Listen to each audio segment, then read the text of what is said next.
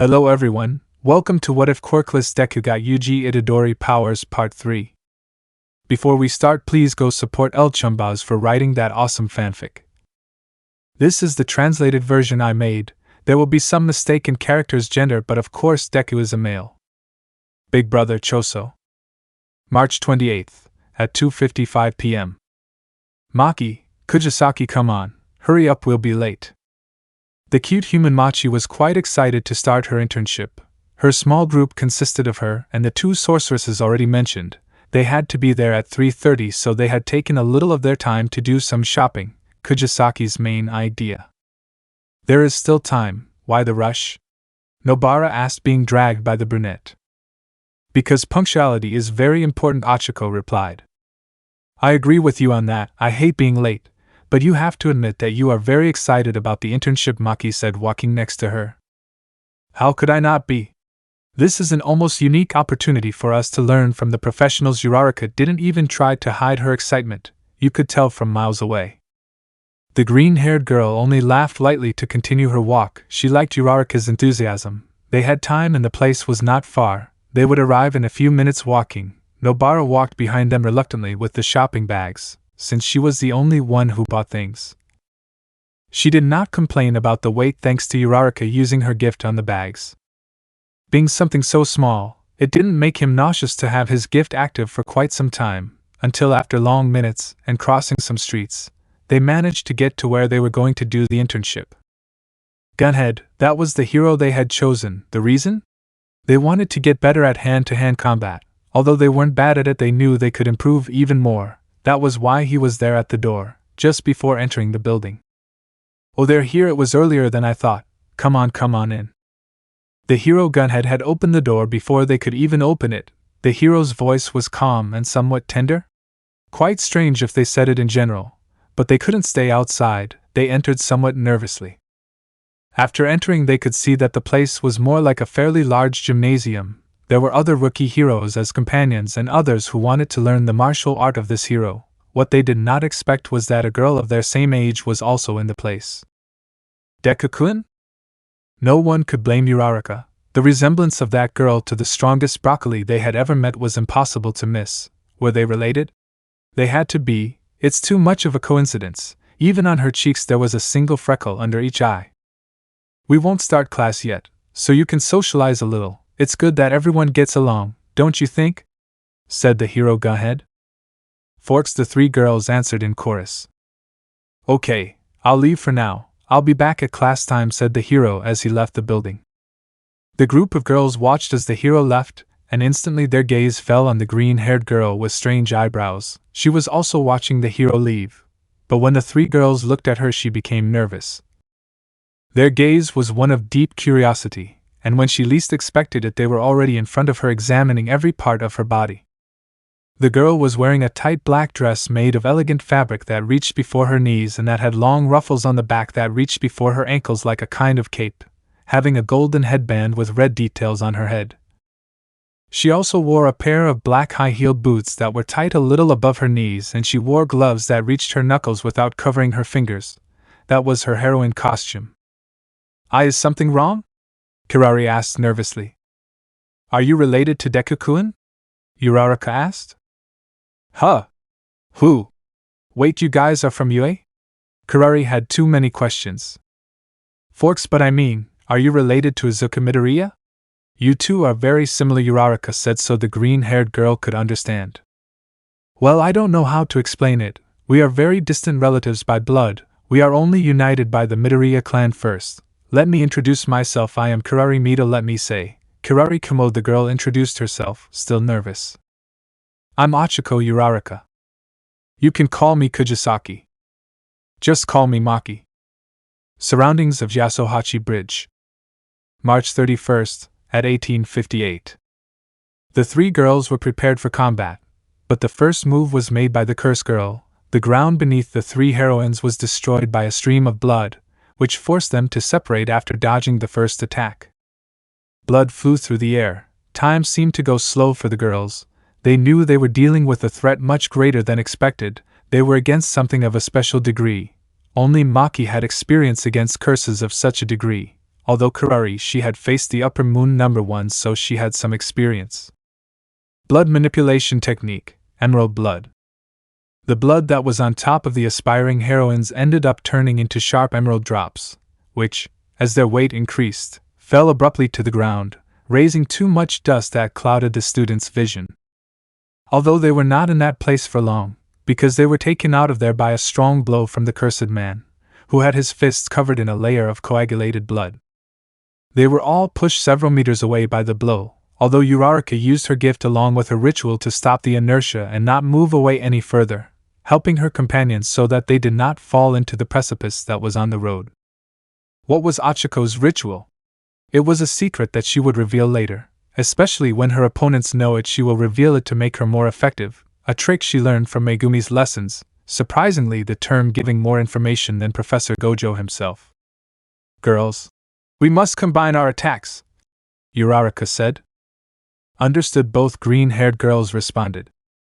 Kirari increased the percentage of power he was occupying slightly more, releasing a few more rays, to instantly appear in front of the albino curse, who stepped back simply to have a better angle to launch a blow imbued with cursed energy.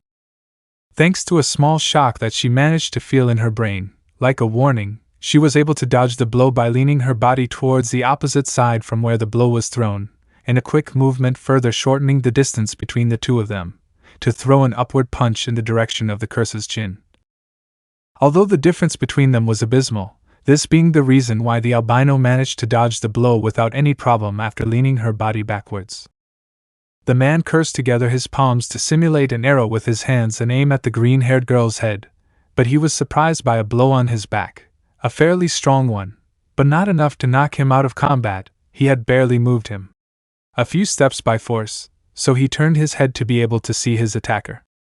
Her eyes managed to see that the one who attacked him was none other than Maki. With her wandering cloud in her hands, she had a nervous smile on her face, along with a few drops of sweat. She thought that blow would hurt her more, but it ended up being little effective, and even though he had been caught off guard, he didn't even want to imagine that now that his defenses were up, his attacks wouldn't do any harm. The man was about to attack but was again interrupted by Black Whip from behind, being caught by the whip and then being pulled back, although he tried to break the whip with brute force, but his arms were also trapped. Wasn't she against Naomi? There were 3 of them. I haven't seen the brunette. I guess she's against Naomi. It doesn't matter. I have to ensure her safety. The force of the curse suddenly increased to instantly break the whip that surrounded his body, raising his arm to his side and thus blocking a kick from Kurari, exerting force to end up taking the girl out of his sight, but he instantly managed to catch a part of the Sansatsuken that was headed towards the release. Hearing the voice of the third girl, the cursed man turned his head trying to see his sister, but instead he could only see the clear road with some parts destroyed, although debris of all sizes ended up falling on top of his head, including his sister whom he was looking for. Black Whip.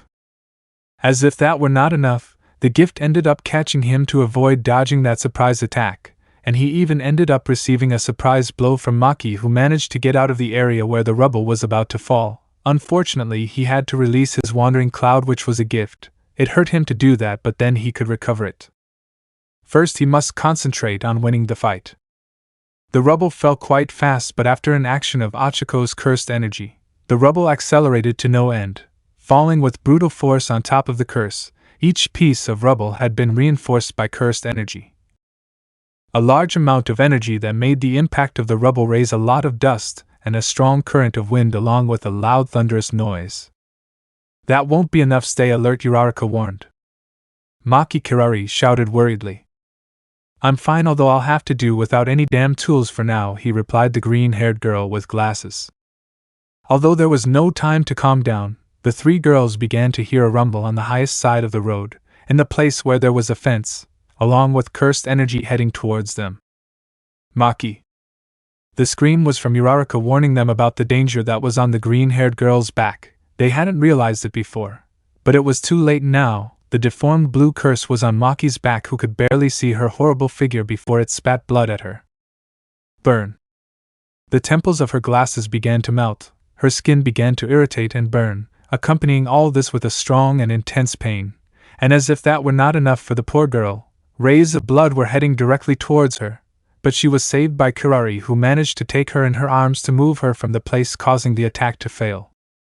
Maki was trying to keep her glasses from falling out of place. Without them, she couldn't fight against curses by not being able to see them. But surprisingly, the fence near the road was crossed by Itadori, who was fleeing with Nobara in his arms. "Girls?" Nobara asked, confused when she saw them. "Careful." Itadori landed on the road and instantly kicked the blue curse hard, pushing it quite far away.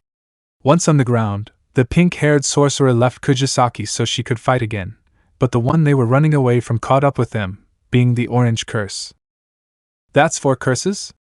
Maki said, holding her glasses, annoyed. "4? Where are the other 2? Itadori asked. The sorcerer's question was answered instantly. The large pieces of rocks were destroyed by a large reddish and green glow, these being 2 attacks from the other 2 curses that came out with large scratches from the previous surprise attack. "There they are," idiot Nobara replied. "Maki, can you keep fighting?" Kirari asked without taking her eyes off her opponents. "I think so, they didn't melt completely, but it will be annoying," Maki answered, not very sure, but her pride prevented her from not fighting. "Isu, Kechizu, Naomi, leave this battle to me," said the cursing brown-haired man. "Big brother, are you sure?" said the orange curse called Isu. "Yes, I will not allow them to hurt you. I am the older brother and I will fulfill my role." Special grade curse. Choso.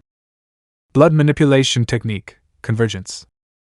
Choso's blood pressure suddenly increased, changing the shape of the mark on the bridge of his nose, collecting a single drop of blood in his palms, pointing them, simulating an arrow, pointing at Kirari, who in his opinion was the most dangerous of all. Kirari managed to feel a strong electric shock as a warning, and thanks to that he used his arms as a shield, positioning them in a cross, and by mere instinct he tilted his head to one side, all before his left forearm was completely pierced and leaving a long cut on his back. His left cheek. An arrow of blood at full speed had pierced the green-haired girl. It was just an action. By the time everyone realized the wounds, he stopped the attack. They had not come with the intention of killing them, and he did not care if they knew of their existence. Would knock them out and take Sukuna's finger to leave. Kirari. The girls screamed worriedly when they saw a large hole in the green-haired girl's arm. She felt horrible pain, but she had experience facing such powerful enemies. The enemy in front of her could not compare to the intimidating aura that the upper moon possessed. Although he had to admit that he didn't suffer many injuries back then. Kirari tried to ignore the pain, using Black Whip as a bandage on his injured arm, so as not to think any more, and launched himself directly against the curse. At a brutal speed he appeared in front of Choso, preparing a direct hit. Choso blocked the punch with his arms, causing them to suffer the impact. In return, he took a few steps back. The curse threw a punch in the direction of the green-haired girl's face, but he deflected the attack with his forearm, continuing with a kick to Choso's abdomen, who, despite receiving it directly, it didn't do much damage. Or at least not what Kirari expected. But Choso attacked again, hitting her back in the stomach, causing the green-haired girl to groan slightly in pain, but that didn't end there. Choso launched another blow that managed to be blocked by the girl and instantly counterattacked with a right hand to the chin, but was evaded easily by the curse, so that he took a few steps away and controlled the blood that was spread in the air. Icicles of blood formed above Kirari, who thanks to danger sensor knew about the surprise attack, but the attack was too wide to dodge, so he decided to attack the curse anyway. Hitting Choso in the abdomen, interrupting the spell of the technique, causing the blood to turn back into liquid, staining the road floor with blood. "I don't know who you are, but let me help you," Itadori said. The pink-haired sorcerer positioned himself next to the green-haired girl. Yuji did not know Kirari at all, but could easily assimilate that she had something to do with Izuku due to their kinship, not only physically but also in the gift, although it was noticeable that the control she possessed was less than that of Deku. Even so, she was not weak. Anyone at this moment can be seen as weak if compared to Izuku. He was not a special grade for anything. Kirari Itadori. Uraraka, Maki and Nobara tried to move forward to also help their companions in the fight, but the albino curse stood in their way. With a serious look, she was determined that no more people would interrupt her older brother's fight. "Don't get involved in things that don't concern you." The curse was quite serious, staring intently with his dead gaze at the three girls. Although his concentration was more focused on Uraraka, he felt that she would be the most dangerous of the entire group in general. There was something that worried him. Itadori landed a powerful blow on the curse's forearm so that Kirari instantly positioned herself behind Choso to connect a strong kick to his back. But in a quick movement, Choso recovered from the two blows to accumulate his blood in his palm, creating a small blood blade, making a quick spin and trying to stab the girl. But Kirari managed to react quickly by evading the cut, but upon receiving a strong electric shock to her head and not controlling it very well, more than a warning, it ended up being a headache, something that ended as a consequence in receiving a punch in the stomach by Choso, and followed by a kick that pushed her a few meters due to the impact.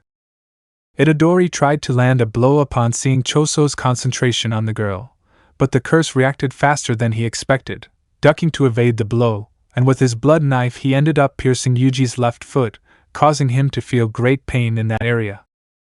Despite the great pain he felt, Itadori did not dare to hesitate at that moment, raising his left leg and taking advantage of Choso's position to kick the curse's face, a direct and quite powerful blow, something that Choso did not expect at all. Without being able to fully recover, he ended up being caught by Black Whip from behind, leaving him exposed for a strong punch from Itadori that impacted. One for all third FA Gene. A powerful kick that unleashed a deep red energy, which added greater speed and power than a normal kick, hitting Choso's back, generating a loud and thunderous noise that resonated throughout the place. Kirari was going to hit again, but a sphere of blood that was in the air shot blood pellets that pierced the girl's left arm.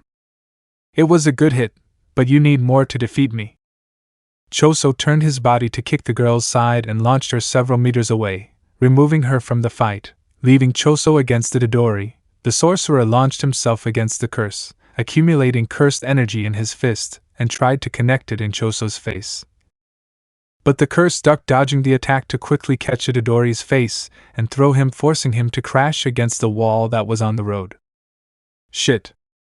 Itadori recovered from the shock but instantly had to dodge a blow by moving his head to the side. Choso's fist cracked the wall too much, demonstrating his great physical power as a special grade curse. The pink-haired sorcerer jumped away, trying to keep a moderate distance from his enemy, although Choso used his loose sleeve to hide his fist that was behind. Choso coagulated the blood concentrated in his fist, compressing it to its very limit and reinforcing it with quite a bit of curse power, an attack so fast that it was impossible to even react. Itadori didn't blink once, and even then he only managed to witness a slight red flash, seeing a bullet-like hole in Choso's loose sleeve. Blood manipulation technique, blood meteorite. Itadori did not understand what had happened in less than a second, but suddenly he felt a sharp pain in his right side. The pain was too great, he felt like his whole body was agitated. His breathing was short. Little by little he looked in the direction where he felt the pain, seeing a hole where his liver should be. A hole that could be seen on the other side of it. I don't want to kill you, but I will leave you on the edge. But if you stop fighting now, I will leave you unconscious and there will be no more fighting, although it seems that you can no longer fight. Itadori staggered, trying not to lose his balance. Although it was clearly difficult for him to stand, he could barely bear the pain he felt. He clenched his teeth very hard but ended up losing his balance, falling to the ground on his knees while holding his wound. Choso looked at this as he moved towards Itadori's body, who looked at the curse in his eyes in pain. Although something resonated within Choso, he didn't even know what it was that he was feeling. It was like a pity, one that he only felt with his brothers. For some reason, he didn't like to see the sorcerer hurt, but he didn't even know why. The curse tried to ignore that strange feeling, although because of his ritual he managed to feel that one of his brothers was in danger. The sensation he managed to feel was as if two of his brothers were on the verge of death. He quickly looked at his two brothers who were watching the fight of the albino curse. But what confused Choso was that Naomi was the one who dominated the fight completely. Only Uraraka could keep up with her sister. That only confused him more. Did she have more free siblings? Were they in danger? He had to go with them, although it is possible that he could not help them in time. Something was wrong. He could feel that they were close. He didn't want to jump to conclusions, but there were only two people who were on the verge of death, and they were the same ones he was fighting a few moments ago. He could see Itadori trying to get up without being able to do so, and then he could see Kirari holding her arm, covering it with black whip although blood was still running down her arm. Both of the girls' arms were wounded and pierced, because of Choso. Who are you two really? Choso's question confused the two teenagers. The curse seemed to no longer want to fight. Choso looked with intrigue at the dying sorcerer and the injured green-haired girl. Although both were confused, Itadori focused more on his wound. Choso was too much in his thoughts that he couldn't hear what was happening in the other fight. Blood manipulation technique, Emerald Prison. Blood splashed all over Nobara and Maki's bodies, and instantly the blood turned into bright green stones, trapping and enclosing the girls in those emerald stones. Uraraka was the only one who managed to evade the blood, although that green stone was on her shoulder, but it did not immobilize her at all. Kujisaki Maki. Achiko was worried about her friends, but she couldn't let her guard down any longer. The other two curses that were watching decided to start approaching the brown-haired heroine aspirant along with the albino curse, who were watching closely for any movement of the remaining girl. You better give up, beautiful Lady Isa said without bad intentions. You're good at fighting, but this is over. Give up and leave us Sukuna's finger. The albino curse, Naomi, stopped being in a battle stance with her defenses down. They had everything to win, they had a numerical advantage and they were more powerful. It was impossible to lose. But Uraraka, she laughed, confusing everyone, not just her enemies. I appreciated you gave me the last inspiration I needed. Uraraka's scream confused everyone in combat. The girls seemed to have lost her sanity. But then they understood what she meant when she joined all the tips of her fingers with the others, forming a wide space between the palms and having the shape of a triangle. It just can't be. Domain expansion. Incarnation of the star Jupiter. Impossible. A domain extension? A lady managed that? Shit, what does this domain do? What is its sure hit? Choso thought, worried and alert. The amazement only grew. The aspect inside the domain was space, seeing the entire universe, standing on a platform that looked like a rainbow bridge. In the background you could see different planets, but the one that was closest was the enormous planet Jupiter, beautiful and unique views. Which made the curses think that the domain was extremely dangerous. When I use my gift a lot, my body suffers the consequences of being in zero gravity. Whether I am in that gravity or not, I get very dizzy to the point of vomiting, and with my ritual, something similar happens, Uraraka said with a dark smile for curses. Are you revealing your ritual? The curses were quite far from the brunette, so each one prepared for when she would attack, although no one expected that in less than a blink Uraraka had already connected a blow to Choso's stomach, who could not even respond to the blow when the brunette applied a key that ended up taking him to the ground directly, while holding the cursed man's face. My ritual allows me to add weight to a target. Just as my gift can remove their gravity, my ritual also allows me to give them a higher gravity. Gravitational ritual, scale and scar, Uraraka revealed. I can't stand up. Gravitational ritual, scale. Unlike her gift, she can grant gravity to a target by touching it, having a limit similar to Jupiter's maximum gravity. Although this ability has a disadvantage, the gravity she applies will have to receive 1/4 of said gravity. Gravitational ritual, light scar. This ability can be cast from afar, but having a limit of only 2 activations at the same time, the added weight is always the same, being this 100 kilograms fixed, having the same disadvantage of receiving a 1/8 of the added weight. When the technique is used, the target will appear pink stars on the target's face. Gravitational ritual, heavy scar. Adds an amount of weight to a target that she touches. It can be applied to several people at the same time. When touching the target, she can increase or decrease the weight that is going to be added, having the same disadvantage of receiving 1/8 of the added weight. When the technique is used, the target will appear purple stars on the target's face. When rituals are revealed, their efficiency increases. Achiko walked slowly towards the albino curse, Naomi, turning her back to Choso, who, no matter how hard she tried, couldn't stand up, showing that she had some purple stars on her left cheek, which, although she didn't realize it, meant that an amount of weight was added to her body, but the weight was unknown. Uraraka's steps were noticeably slower than before, although this only alerted the curses more. Naomi would not make the mistake of her older brother. He always guides them, and if he makes a mistake the younger ones must learn from it. The albino launched herself to attack her by throwing a punch imbued in her emerald blood. But she made a serious and terrible mistake in that attack. She jumped to boost herself and hit faster. But in Uraraka's domain she had the hits sure. In the air Naomi was marked with scars in the shape of purple stars on her cheeks so that she instantly fell to the ground suddenly, receiving an unbearable weight on her back. Her face hit the hard floor of the domain. She could feel as if a damn construction machine was crushing her, and it was not for less. I applied 200 kilos on both of them, and thanks to my mastery I only have to carry of the weight, meaning I'm carrying 40 kilos. I can still win, Uraraka thought while looking at the remaining curses. Brother Sister Kechizu shouted, running towards the named ones. Wait Kechizu, it's dangerous, Isu warned. The blue curse ran on all fours to quickly reach his brothers, but an unexpected pink glow appeared on his body for a brief moment, and then he floated through the air. Uraraka had activated her gift to remove gravity, taking advantage of the sure hit. I don't want to kill a family, but you are curses. I think the most appropriate thing is to exorcise you all at the same time. I don't hate you, but this is your punishment for killing innocent people. Uraraka joined the tips of her fingers, forming a figure similar to a triangle without a base. Issa would not stay without doing anything. He would help his brothers without a doubt, but a gigantic force absorbed him towards his younger brother, Kechizu. Colliding with him in the air and staying together while they were pushed to a specific point for no apparent reason to them.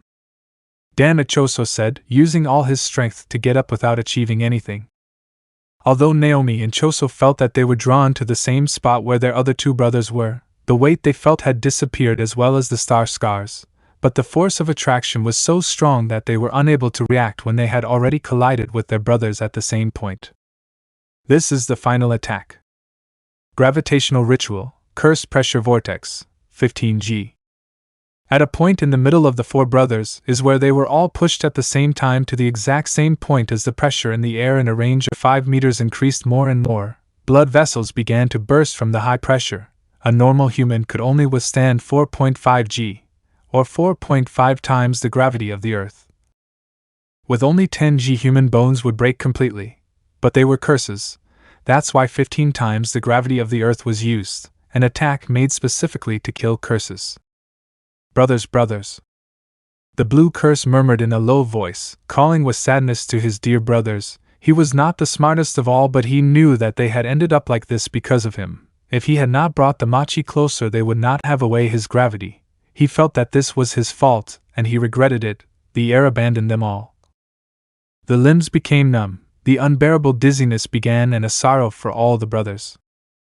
I'm sorry, I'm a bad older brother. Choso knew about the sure hit. They couldn't escape, block or dodge. Everything would be useless. Death was the only thing that followed for them. As the elder brother, he had failed. He couldn't protect them. And now, because of his mistake, everything was over for them. As a last act, Choso hugged all his brothers as best he could, awaiting their inevitable death. Uraraka looked at her actions. She didn't feel good at all. She didn't feel like she was exorcising curses. It seemed like she was the villain killing innocent and pure brothers. The brotherhood that Choso showed moved anyone. She began to doubt if killing them would really be something she could do. She couldn't make the death faster since the pressure also affects her. They don't look like curses, Itadori said in pain, and trying to look at the blue curse as he cried. They are humans. They seem like it, but don't forget that they are curses, Nobara said, still feeling guilty. Listen, damn it, I'm watching you, these aren't curses, Maki said again, but now louder. That? Everyone looked at the green-haired Zenin, shocked by what she said, but now they realized. Maki had taken off her glasses that allowed her to see the curses. But without these she clearly can't. She couldn't see the brunette's domain, but she could see the brothers who thought they were curses. Aren't those curses? Uraraka was the most shocked by what she had just heard. It was Maki who said it, someone who never made jokes and much less in such bad taste. If she said it, it was true what she saw, as if the guilt she already felt before thinking that they were curses was not enough. Now that she knew they were humans, she simply could not carry out the blow. She wanted to be a heroine, not a murderer. She could not kill them now that she knew that. Uraraka's last attack stopped completely. The air returned to the brothers' lungs. But Naomi, the only one who had bled, would not forgive all that they had made her older brother feel less, before she thought of freeing herself in a way after exploding her own veins to release blood, but now, that would be the attack that would kill the brunette. Supernova. Spheres made of blood were on the side of the brown-haired girl's face. Naomi was more than furious and would not let this opportunity pass to kill the one who almost killed her brothers. The sphere ended up bursting, expelling pellets of blood which embedded themselves and impacted on Achiko's body. Leaving wounds all over her shoulder and even her face, the pellets pierced the skin quickly and forcefully. Uraraka's dominance was completely broken. The damage she had received throughout her body was enough to lose all concentration. But the albino girl did not care about that and continued attacking, connecting a punch to the brunette's face to knock her to the ground, creating a knife in her hand with her blood to end Uraraka's life. Die. But before she could stab the knife, her hand was stopped by her older brother, while in turn Black Whip caught the brown-haired girl's body and quickly moved her away from the albino girl. Kirari caught Achiko's unconscious body to use the fifth wielder's gift as a bandage. Brother? There is no need to kill students, they are too compassionate to be sorcerers. We are not here to kill, Choso said. But brother, they almost killed Ise, and Kechize, they almost killed us. But he didn't, he spared our lives. Fine, whatever, we just have to fulfill our mission. Their younger brothers were on the ground unconscious. The pressure had affected them quite a bit, unlike the older ones, who will continue fighting, but Choso does not want to kill any of them. She spared their lives, and that is why they should do the same with her. They should just knock everyone out of combat. It was no longer a fight to the death, or at least they could no longer feel it that way. Now it is only a battle for Sukuna's finger, or maybe not. Naomi, just knock them all out first of all. I want to know their names, Choso said with a strange calm. Our names? We won't tell you, Maki replied, being defensive.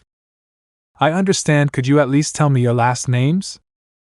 Choso pointed with his two fingers at Kirari and Itadori, who confusedly doubted whether to answer or not, in the conditions in which they were. Victory was too far away for them. Itadori had barely managed to stand up, with a lot of pain, but he managed it, while Kirari was the one who was in better condition along with Nobara. Although the green-haired girl was having a hard time maintaining the same percentage of the gift that she copied. My name is Kirari Kamo. Kirari answered doubtfully if what she did was the right thing, but she did it anyway. Itadori Yuji Itadori the sorcerer answered. Nobara and Maki looked at the other two in surprise. They didn't think they were really going to answer. He was their opponent. He was the one who left them in that deplorable state, so they didn't understand why they would answer the question.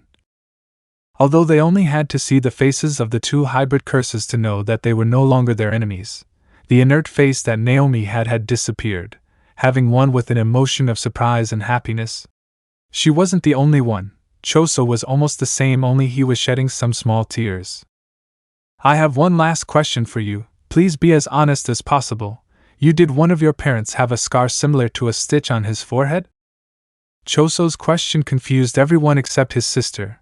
But in no time Itadori and Kirari tried to refresh his memory. Itadori barely remembered his parents. His grandfather was the only one who remembered. Unlike Kirari, he remembered his father's face too well. But his mother's, I barely remembered that she had white hair.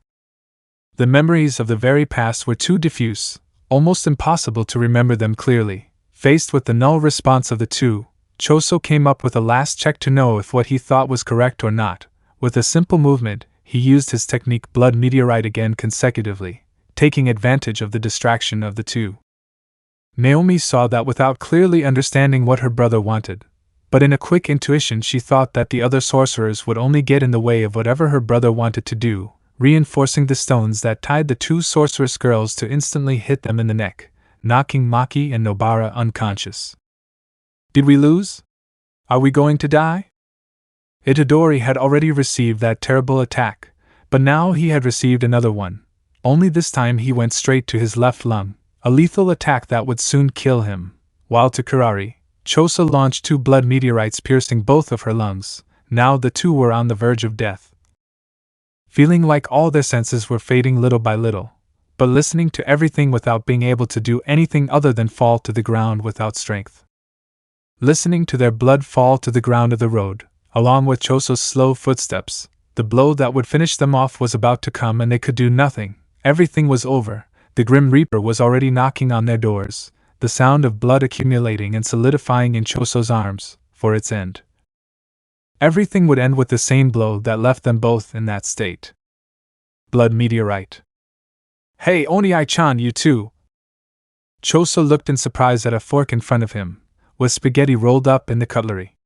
The older brother looked at the person who was offering him the food, managing to see, to his surprise, Itadori with a smile.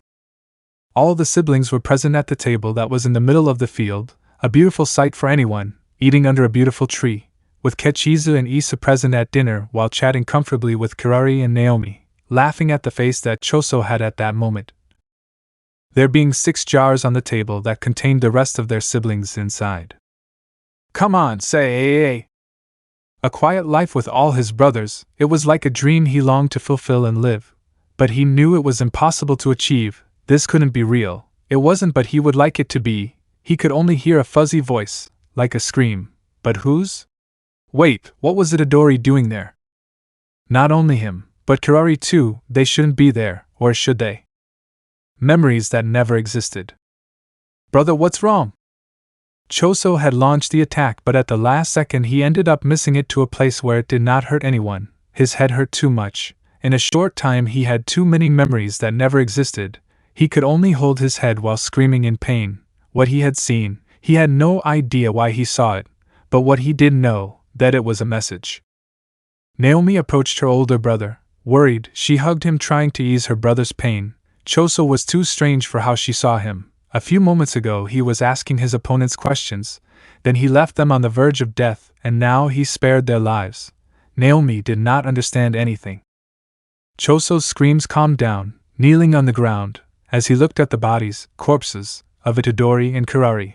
Every time he looked at them a lump formed almost in his throat. He felt his breathing go away, as if his brothers were about to die. A few moments ago he felt it when he was in Uraraka's domain, a horrible feeling.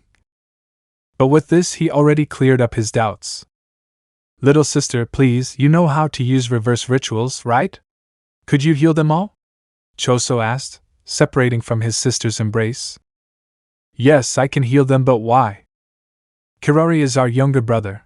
His last name gave us clues about it, but Itadori, he is also our brother.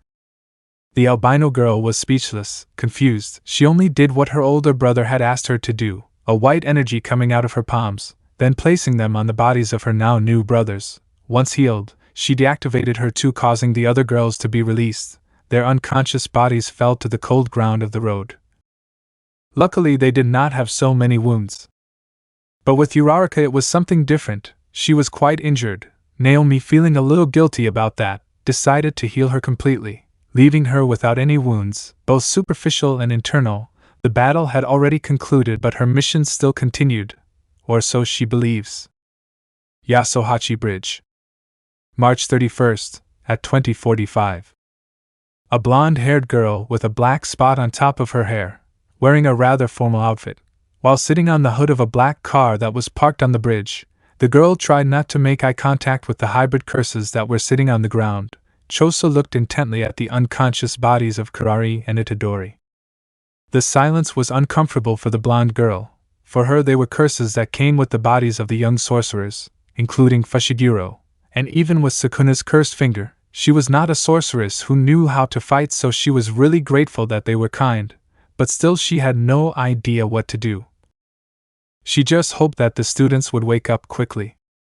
And just then, the girl managed to hear a moan. That meant that one of them had woken up. But it wasn't really just one, but rather, it was all of them. Even Choso's younger brothers, Isu and Kechizu, were the first to get up, looking confused at the place where they were, but receiving a strong hug from their sister. But at the same time the young people also woke up, confused to see that they had no wounds on their bodies, although that confusion was transformed into a more defensive stance when they saw the hybrid curses in front of them, although Choso quickly hugged Itadori and Kirari. Hey! That? The confusion was huge, for everyone. Only Naomi knew what was happening. Those who were being hugged were too confused, but for some reason, the hug was too warm to separate. The other students had their mouths on the floor in surprise. Even Kechizu and Issa were surprised. Choso's action seemed meaningless. But the feeling of almost losing all his brothers in one night made him do actions without thinking before. Fushiguro was confused, not knowing if he should summon a Shikigami or wait for the hug to end to listen to the curse. He was still prepared if something happened. I don't dislike hugs, but why us? Weren't we enemies? Itadori asked, confused. I just wanted to hug my new brothers. Huh? Itadori, first to do and now curses. What the hell do you have inside you? Nobara exclaimed. Huh? Well, Sukuna, did you forget? Itadori answered obviously. He doesn't mean that literally, Fushiguro said. Ahem, I don't want to spoil anything, but could you explain what's going on? Anita-san. Itadori recognized the uniformed girl. Choso separated from the hug, to walk a few steps back so he could see all the young people in the face. With his brothers behind him, the silence made him wait for the truth, a truth that Choso found hard to believe. But he was more than sure of that. He had to say it, more now that his other brothers were listening. Isu, Kachizu, you guys also listen. First, I think you have to know that we are neither curses nor humans. We are a combination of both. I don't want to go into too much detail on that, but in a nutshell, centuries ago there was a woman who could bear children of curses. That's how we were born. We are just experiments of a crazy sorcerer, explained Choso, taking a pause. They are practically hybrids of the two, Nobara said, quite shocked by what she had just heard. I remember hearing something about that. Cursed wombs, right? Fushiguro asked. That's right, there are 9 of us. Except my other siblings are still cursed objects. They are still sealed, although it seems that Bujo is still doing his thing. Naomi may be the youngest of us, but she was never sealed unlike us, Choso said while pointing at the albino girl. Maybe I wasn't sealed, but I was locked in laboratories in the Midoriya clan, Naomi said to everyone's surprise. Midoriya? All the students knew that last name. Even the uniformed girl knew the last name of the second strongest sorcerer of the current era. But for obvious reasons, Kirari was the most surprised, since she also belonged to the clan, just by doing a little memory she could imagine when she was released. Izuku told me that the northern Midoriya clan was massacred by curses and a very powerful demon. They also stole a unique artifact that Midoriyas possessed, and an experiment had been released. But it was never specified what it was. I assume it was you, Kirari said, joining the threads. Forks that same day. I remember it was an old man who locked me up for years. I think he was the leader, Naomi said. I guess you mean Izuku's grandfather, eh? Well, he was his grandfather, Kirari remembered. Was it? What happened? Well, Izuku killed him, and now he's the leader, the girl replied.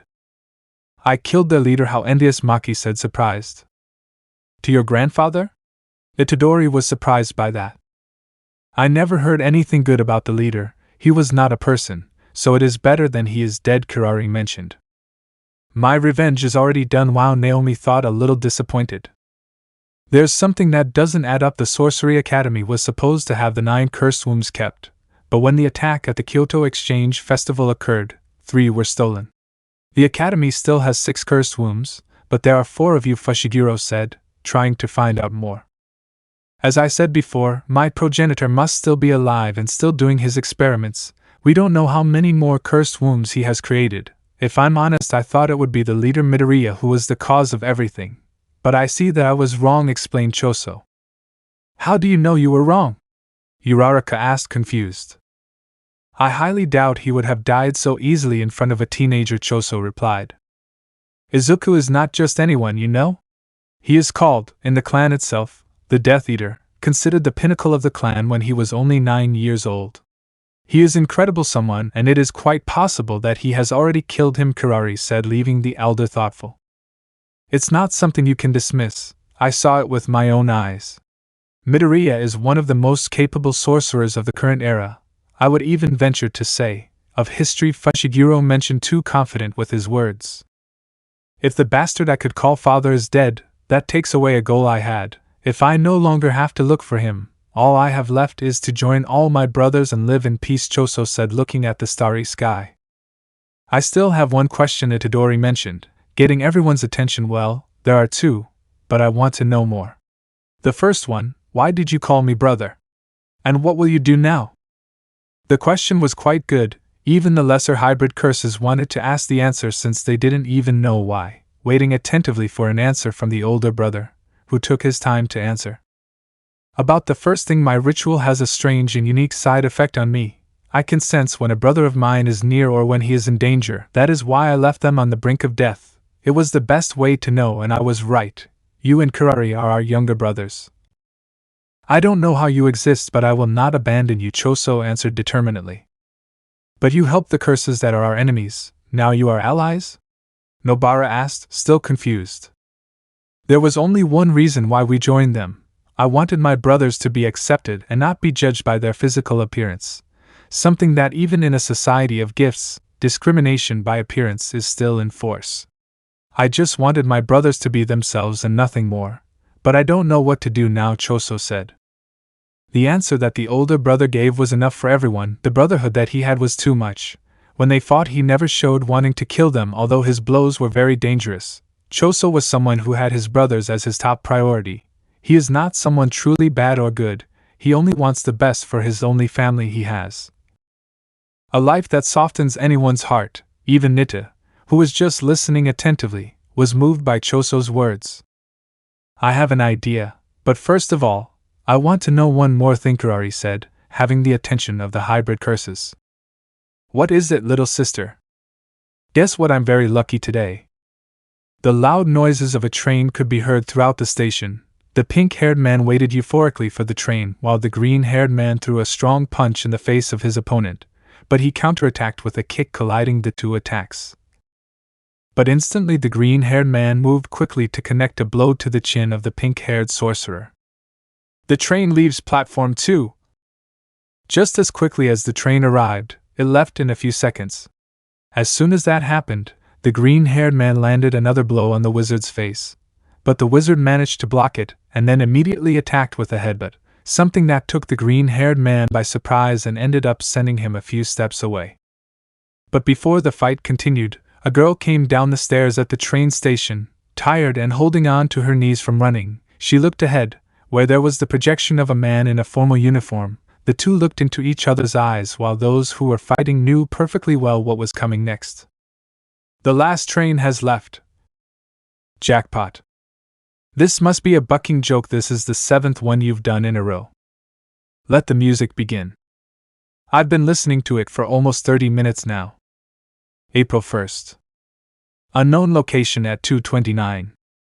HHHHH. Screams of pure, agonizing pain so loud that no one could ignore them, heart-wrenching sounds of skin being torn off, bones being crushed accompanied with the loud screams and pleas of several people, blood staining the walls and floor, decorating the closed place with a fresh, intense crimson red. The thick walls prevented the sound of the intense, heart-rending screams and pleas from being heard outside. Salvation was impossible. Nothing could save those poor, miserable people, who could only look at their murderer with terror and tears in their eyes. Leave us alone. Who are you? There were more than 20 corpses that were on the ground, with many bones with some meat on them lying on the ground. Only 3 people were the only ones who were conscious, heroes or had flashy suits. Because their attitudes were not those of a hero, they trembled with fear, they cried from the pain, they begged for help. Mercy was the only thing they would not have. The victims' eyes could only see how their murderer devoured the flesh of the corpses lying on the cold floor. Blood splashed from the mouth of that monster. Its sharp teeth destroyed the bones as if it were nothing. Wearing a sleeveless shirt, dark pants and black shoes with a metallic coating and spikes on the tip. Wearing a white bandage around the upper half of the face, making it look like a mask. Wearing a torn and long red scarf and another white one. Upper Moon number 7. Kaizome Akaguro Stain. Hero's Assassin. The Awakening of Thunder. The day had just begun. It was very early in the morning. The students were just getting ready to go to school. The adults were getting up to go to work. But we focused on one person in particular, Taikukumo, a green-haired boy who had just woken up and walked through his quiet and lonely house. House where he used to live with his father and younger sister. But now he is alone there. His sister had moved in with who was now his leader, Izuku. That made him happy but also made him feel alone. The house was too big for just one person. although he was glad that his sister was finally able to be with the love she had for years. He even remembers when Kirari admired the green-haired boy so much that he began to obtain physical features of the same one. He went from having quite beautiful white hair to green hair like Izuku's. Just to accompany his sister Taiku, he ended up dyeing his hair the same color. It had been a long time since then, now that he thought about it. Izuku didn't know that he had dyed his hair. Now that he thought about it, he didn't know Izuku very well and vice versa. He should talk to him more when he could. It would be entertaining and he wouldn't feel so alone. The truth is that loneliness was affecting him a little. Maybe later he should visit his teacher Rengoku. He wanted to have some fun. His wounds had already healed after the fight against the Upper Moon one, but he was still on a break. He still has about 5 days of rest left. Knock, knock, knock. Before Taiku could open his refrigerator, the door of the house was knocked softly and slowly. He was not expecting anyone to visit him. It was strange. But still Taiku went to the door, curious to know who was the person who knocked on the door, turning the knob and opening the door, seeing who was behind it. Sister? Hello, Brother Kirari said a little nervously. Who are they? Behind the green-haired girl were other people, these being Choso, Naomi, Kechizu, Issa and finally Itadori, who right now were confused but were almost sure that they were all brothers, and since they had no place to stay, this was the only one. Short story. They are our brothers, long explanation. First let us pass. It will take us a while, Kirari said confusingly, the green-haired man. Well? Come in. 2 blows collided, generating a strong current of wind due to the pressure and force of the 2 blows together. The music still continued at a fairly high volume, something that still motivated the pink-haired sorcerer, but by listening to the rhythm of the song you could know that he was reaching the end of this. Izuku connected a direct kick to his opponent's abdomen, and then connected 3 quick punches to the sorcerer's face, who could not manage to see him when they already hit his body. But that would not remain like that, counterattacking with a powerful kick to the green-haired man's chin, who received the said attack completely. 4 minutes and 11 seconds had already passed. The music ended, this being a signal for Izuku to continue attacking and prevent his opponent from doing his domain expansion again. He quickly recovered from the kick to grab the pink-haired sorcerer's leg to pull him and attract him towards him, making him lose balance for a few moments, and continue with a punch to the face followed by 4 blows to the sorcerer's body. Let's end this here, Hikari. With that said, the green-haired man grabbed the arm, releasing the leg, to instantly get into position, using cursed energy, adding the inherited gift, charging a powerful blow that the sorcerer could not dodge, but could block, something he immediately tried to do when he saw the fist with green rays along with a bluish aura. A direct hit to the sorcerer's body, with an impact force that sent Hikari flying until he crashed into a wall that was in the place, or rather, room. It was not giant, but it had enough space to have a good fight without problems due to space. The sorcerer was breathing heavily. Tired, he leaned against the wall he had crashed into, using the debris from the same wall as pillows, looking intently at the green-haired man who was no longer willing to fight anymore. Are you going to listen to me, Hikari-senpai? Well, I'm all ears.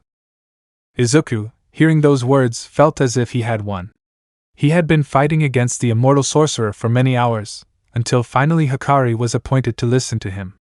He had barely arrived before, and he couldn't even speak when the fight had already begun, but now he could say what he wanted. He let out a defeated sigh. Wait, I forgot what I came for, Izuku said, sitting on the floor. Ha ha ha ha, are you serious? Hikari mocked. We started fighting at like 3 or 4 in the morning and now it's dawning, Izuku said, placing his hand on his forehead resignedly. While you remember, why don't you tell me about yourself? We haven't seen each other for several months. The last time was the day after you were expelled. I've really changed a lot in this short time. No doubt, before I remember that we had a more even fight, but now you have become much stronger. Have you already mastered your gift? Hikari asked, stretching his arms. Yes, we could say so. I managed to reach 100%, but I get exhausted too quickly when I use it. I can barely use it for 3 minutes. So you still make the same mistake, huh? Hikari asked, looking into the green-haired boy's dull eyes. Yes, I suppose so. My body is not made to control so much cursed energy efficiently, Izuku replied. Sorry about that. I don't think it's because of that. I'd bet the problem is how you see your gift. Maybe you have an incorrect mental image that doesn't allow you to extract your full potential, said the pink-haired sorcerer. Do you think so? Izuku asked, surprised by what he had heard. I think the same as Hikari. Hey! Suddenly, Satoru Gojo interrupted the conversation of the two friends to give his opinion, but because neither of them expected someone to be with them at that moment, he ended up throwing a blow by reflex towards the strongest sorcerer. The fist stopped before hitting the albino sorcerer's face. He laughed after seeing the other two sigh more relaxed, although Hikari did not look at him with good eyes, but he could not do anything either. Let's put aside the fact that the two of them wanted to hit me and move on to what we came for. And what did we come for? I forgot, Izuku said, a little embarrassed. To recruit Hikari. Huh! And why do they want me again? Let me remind you that you never defended me when I was expelled. At least my friend Izuku did try something, Hikari said, taking the green-haired boy by the shoulder. I thought he hated me and that's why we were fighting. Then why? Izuku thought, confused. Come on, don't be angry. But it's impossible to talk to the big fish against them. They're quite annoying. They even wanted to kill one of my students. The main reason being why this mission is only for Izuku. No one else knows about this. I remembered, I'll say it straight. We want to kill the bigwigs of sorcery so that Gojo becomes one and signs the union with the UA and the demon hunters, Izuku said, surprising the pink-haired sorcerer. You want to recruit me to kill the big fish? Do you think I'm vengeful enough to kill you? Because you're right, I'm on board. That's good. Without further ado, there's no need to wait any longer. Let's all go, Gojo mentioned, taking the two of them by the shoulders. Wait, are we going now? Izuku asked, confused. And why should we wait? Gojo said and instantly disappeared with the two. Kinji Hikari has joined the group. Gojo is excited. Izuku is exhausted. Let's go over the plan, Gojo said, stopping in a dark hallway. 1. I'll go in with my ears covered. 2. Izuku, using the cursed speech, will say, stand still. 3. Hikari will expand his domain, and finally 4. We'll kill everyone. Understood, both students responded. Ah? Why the hell am I covering my ears now? Izuku asked. I don't know, maybe it's because it's a special category, Hikari mocked. What are you laughing at? Gojo said, uncovering his ears. Nothing, sensei. April 1st, XXXX at 2:06 p.m. Farm of Love. I'm glad you're here. A woman's voice echoed in the green-haired boy's ear, who, despite being exhausted, quickened his pace to reach the position of the girl with two colors, pink and green hair. The girl was quite excited and blushing. I'm sorry I couldn't come yesterday, but an unexpected mission came up. I'm sorry, Izuku apologized, bowing. And you don't have to apologize, it's understandable, and it's fine with me. Although if you want to make up for it, I have some ideas, Mitsuri said without making eye contact while playing with her hair. For my sake, what can I do? Izuku asked. First come, I want you to try something. Do you know pancakes? Mitsuri said, totally excited while taking the green-haired boy by the hand. I know it, but I've never tried it. Do you want to do it for the first time? Mitsuri asked, surprising the green-haired boy. Huh. Ah, pancakes. Yeah, sure, that would be something new, Midoriya replied nervously. Yeah, let's go. Hosu, Gymnasium. At 2:30 p.m. It seems that you are adapting to the training, faster than I expected, and that is good rest, you have earned it. All Might said to the relief of the 4 students who, exhausted and after having already eaten, sighed relaxed but without any idea of what else to do. They had already spent a few days there and the training was getting better and better, without being able to finish it successfully easily, but they are improving. Although the absence of the 5th member caused curiosity among them, he was supposed to be away only for a moment at most a day, but right now he had already missed 2 training sessions. Although he was the strongest in the class, it did not affect him a lot, so they decided to think of something else even if curiosity killed them. Tanjiro was recovering from his lungs, which after the sports festival left him quite bad, and the treatments were not very effective despite being the most effective, so these days he has improved in his performance. In Izuku's words, the power he managed to use at the festival seems to have been something momentary, unlocking his full potential due to how dangerous the situation could be. But right now he was not even a quarter of how powerful he was in that battle against Dynamite and the two-colored emo. First he should awaken his mark again. Inosuke has begun to further hone his senses these days and improve his cutting skills, but All Might was an opponent he couldn't face at the moment, unlike Gran Torino, who despite not being able to catch him, is now keeping up with him more than before, which is quite a lot, being on par with Tanjiro. Hagakure is undoubtedly the one who has stood out the most in training. She turned out to have hidden abilities that were at an absurd level. She learned total concentration breathing in 2 days. She managed to do the first posture of the moon breath after 1 day of the green-haired boy teaching her, as if that were not enough. She managed to keep up with Zenitsu in terms of speed. And speaking of the Thunder Hunter, Zenitsu is able to train without fainting, but they don't know if he would be able to do it in a real fight. At least now against All Might he tries to do something while being in a concert, although he hasn't been doing much. In the Gran Torino test is where he stands out the most for his speed, which has improved, but he still lacks self-confidence to be able to squeeze out all the hidden potential that the blonde possesses. And let's say that Gran Torino is getting tired of waiting for him to awaken his power by himself. Brat, you the scaredy cat, come, we have to talk. Well, it seems that Gran Torino has already had enough, scaring Zenitsu because he reminded him of his grandfather when he forced him to train. Only that Gran Torino has no mercy in any way, and also that he is afraid of him. He loved his grandfather, but he did not like to train. He is afraid of Torino and trains because he feels threatened. And yes, I'll go right away, Zenitsu responded, more than nervous. The others in the group, including Tashinori, looked with some pity at the blonde walking slowly towards the old man who was heading to a more secluded place, who by the look on his face it was noticeable that he was quite upset about something. The others would help Zenitsu, but they knew that Gran Torino, despite being strict, is a good teacher. It is not for nothing that he managed to train the very symbol of peace, which left him with traumas, yes, but now he is the number one of all the heroes. Curiosity gets the better of me. Do you know where Izuku-san is? Tanjiro asked the blonde hero in his civilian version. From what he told me, he had to help Gojo with something and it ended up taking much longer than expected. That's why he won't be here until almost nighttime, Tashinori replied.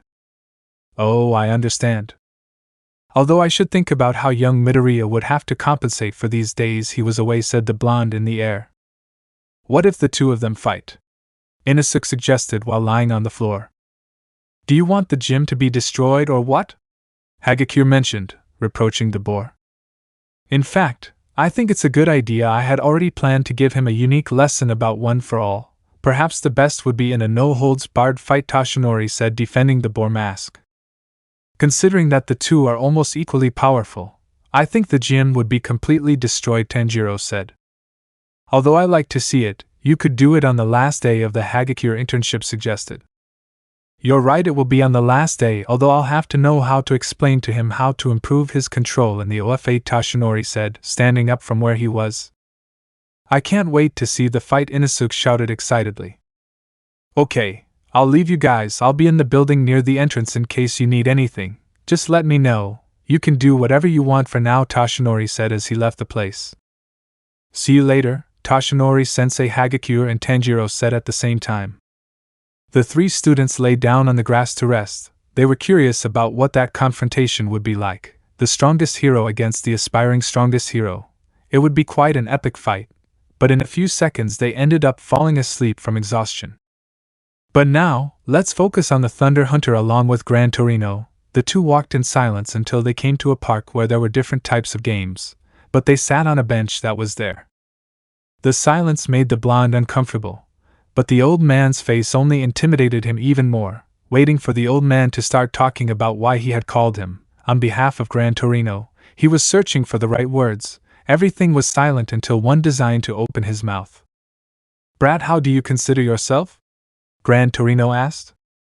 Zenitsu was unable to respond. For me, you are a very strong boy. Although I have not seen how you fight against demons, I doubt that you are weak, said the old man with a calm tone of voice. Don't think so highly of me. I'm just a coward and a weakling. I'm afraid to fight, I'm afraid to die without being able to do anything. I'm afraid to disappoint my grandfather, Zenitsu replied, a little tearful. If you are afraid of being a disappointment, why don't you fight so that it won't be like that? I asked the old man. Because I'm weak, I'm not like Izuku or Tanjiro, they are strong, I'm not at all, Zenitsu replied discouraged. Let me ask you this, do you think Izuku was born strong? Or that Tanjiro was just as strong when he was a child? The hunter said nothing. Of course not, don't be naive, brat, nobody is born strong. Do you think Izuku was born with his hero spirit? Do you think Tanjiro always wanted to be a hunter? Nobody is born prepared, we all start at zero, just like you or me. Being afraid, angry, happy or sad are part of us. Remember where you come from and who you fight for, never forget it. The place where I come from. I don't have one, I fight for my grandfather's happiness and for my friends. When I refer to where you come from, I don't mean a specific place, but rather the whole path that has made you the person you are today, those events and people without whom you wouldn't be here, Torino clarified, glancing at the blonde. My friends and my grandfather, would they be my origin? That is something that only you should know or begin to find out. It is not something that I can answer for you. I want to be with them, walk beside them and have my grandpa proud of me, but that is almost impossible. I only master one of the 6 postures. I am a disappointment. The hunter's voice was fading away more and more. His sadness and self-distrust was something that could be seen from miles away. The old man knew that, and the talk was exactly so that it would not be like that anymore. A quick kick from the old man hit the blonde's head, which despite not hurting that much did take him by surprise. And why is that? Zenitsu asked, upset. Don't think like a failure, you only know how to do one stance. Perfect, use it and refine it beyond your own limits. If you know how to use just one thing, perfect it to the maximum, don't let anyone surpass you in that area, become the fastest lightning of all. I only have a gift, jet boots, a useless gift, but I made it strong. I took it to the maximum because I had a goal, and you have one? No, I don't know. Where do you want to go? What do you want to be? I want to be with my friends, I want my grandfather to be proud. What? Say it louder.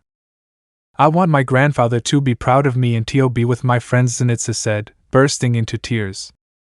That look at that, let it drive you to use all your skills. Let that goal drive your will to keep going, that will give you strength, that thing we call spirit, and you have the potential to overcome those barriers that limit you, to overcome those obstacles that cross your path.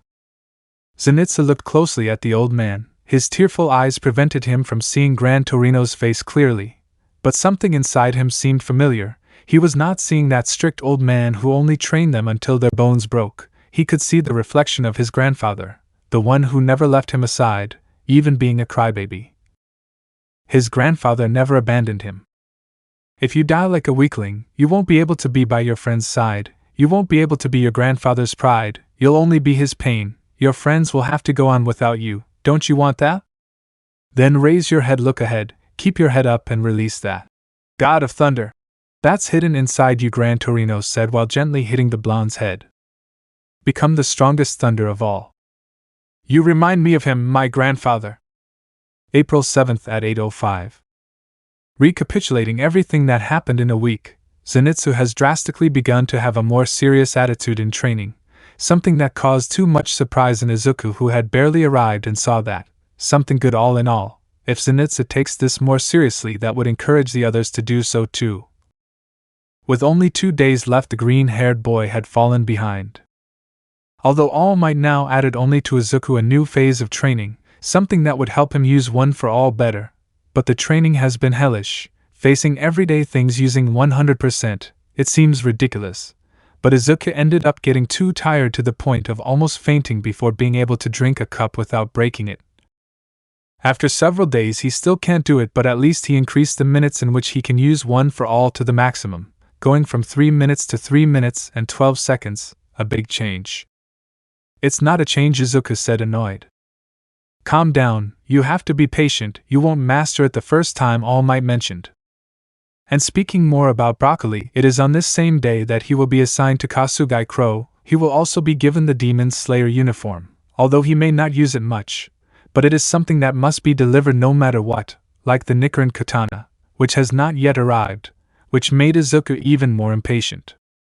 He had his ears strained all this time, hoping to hear the distinctive fluttering of crows, but only hearing cars, trains, and even planes, hearing the voices of civilians, but after a few hours he became tired of hearing things he didn't want to. "Hey, Izuku-san, you're supposed to be a catch now, right?" Tanjiro asked. "Yes, the new moon pillar or simply the lunar pillar," Izuku replied. "But wasn't the moon pillar Michikatsu-san? There aren't supposed to be two pillars that are the same, or am I wrong?" Tanjiro mentioned confused.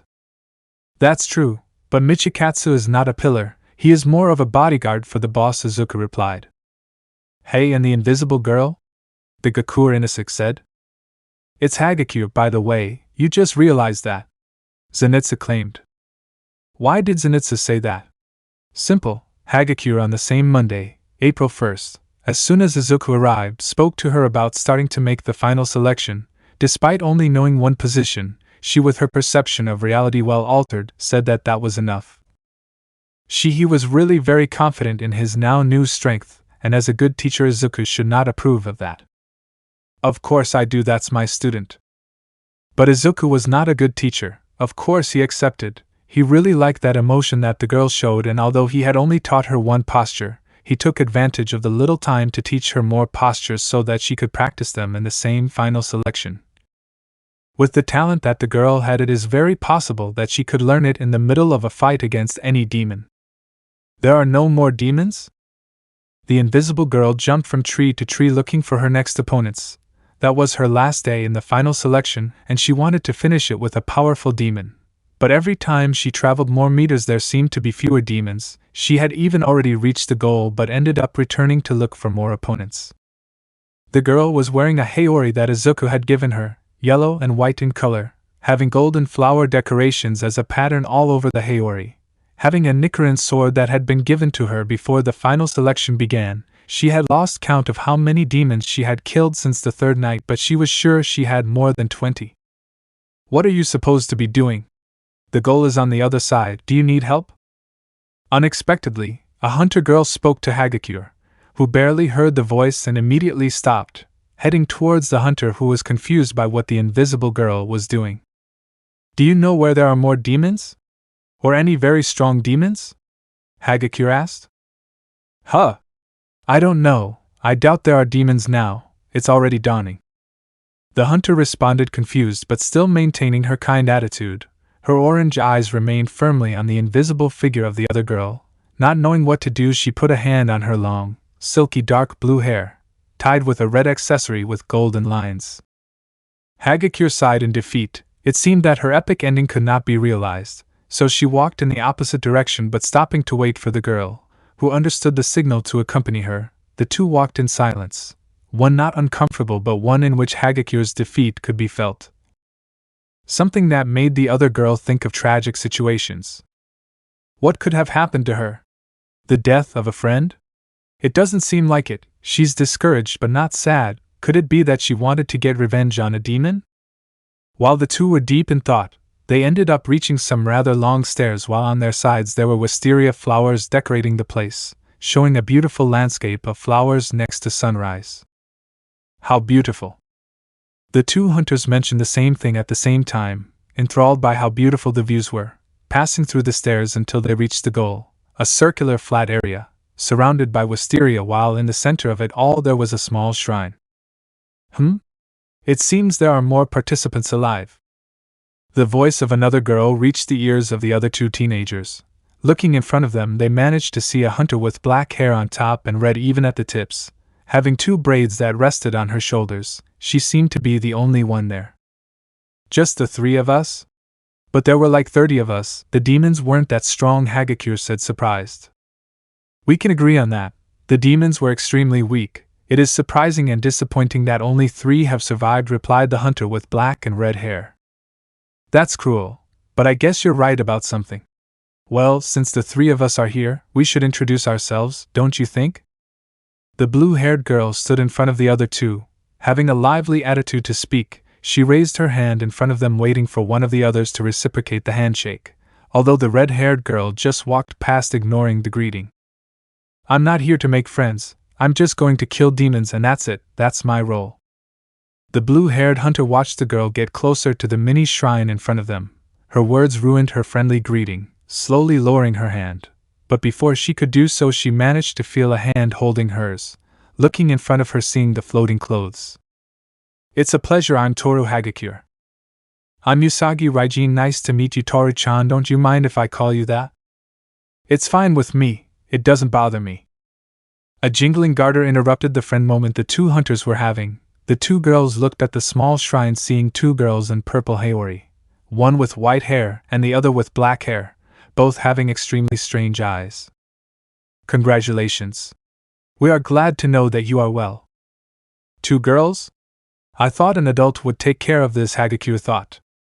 First we will give you your uniforms, take your measurements, and engrave your rank on them. There are 10 ranks in total, said one of the twin sisters. Kino. Kinoto. Haino. Hinoto. Tsukino. Tsukinoto. Kano. Kanoto. Mizuno. Mizunoto. The synchronicity of the sisters was eerie, despite the tender voice they had. Being so synchronized, and the fact that none of them was blinking made it much more terrifying. That left Hagakure a little nervous.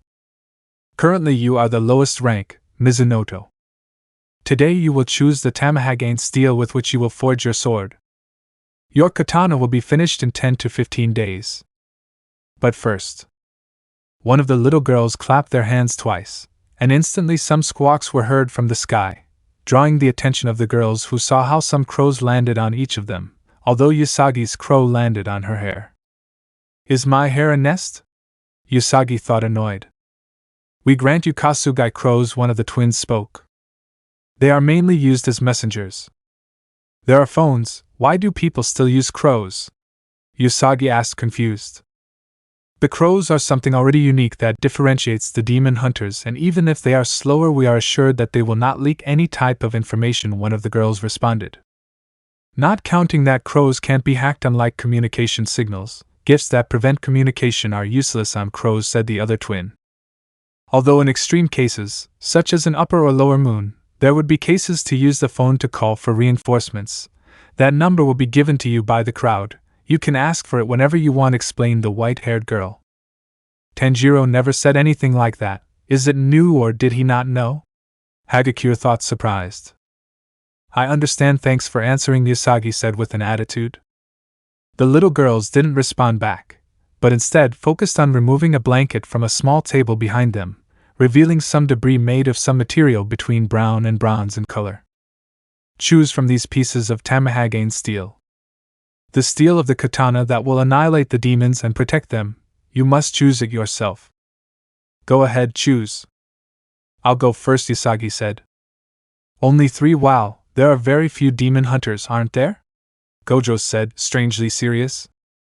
In an unknown place in Japan, the 3 most influential beings of each society were in a small meeting when a crowd interrupted it to give the news about the final selection. Satoru Gojo, now as one of the leaders of sorcery, no longer only by force, but by political power within sorcery.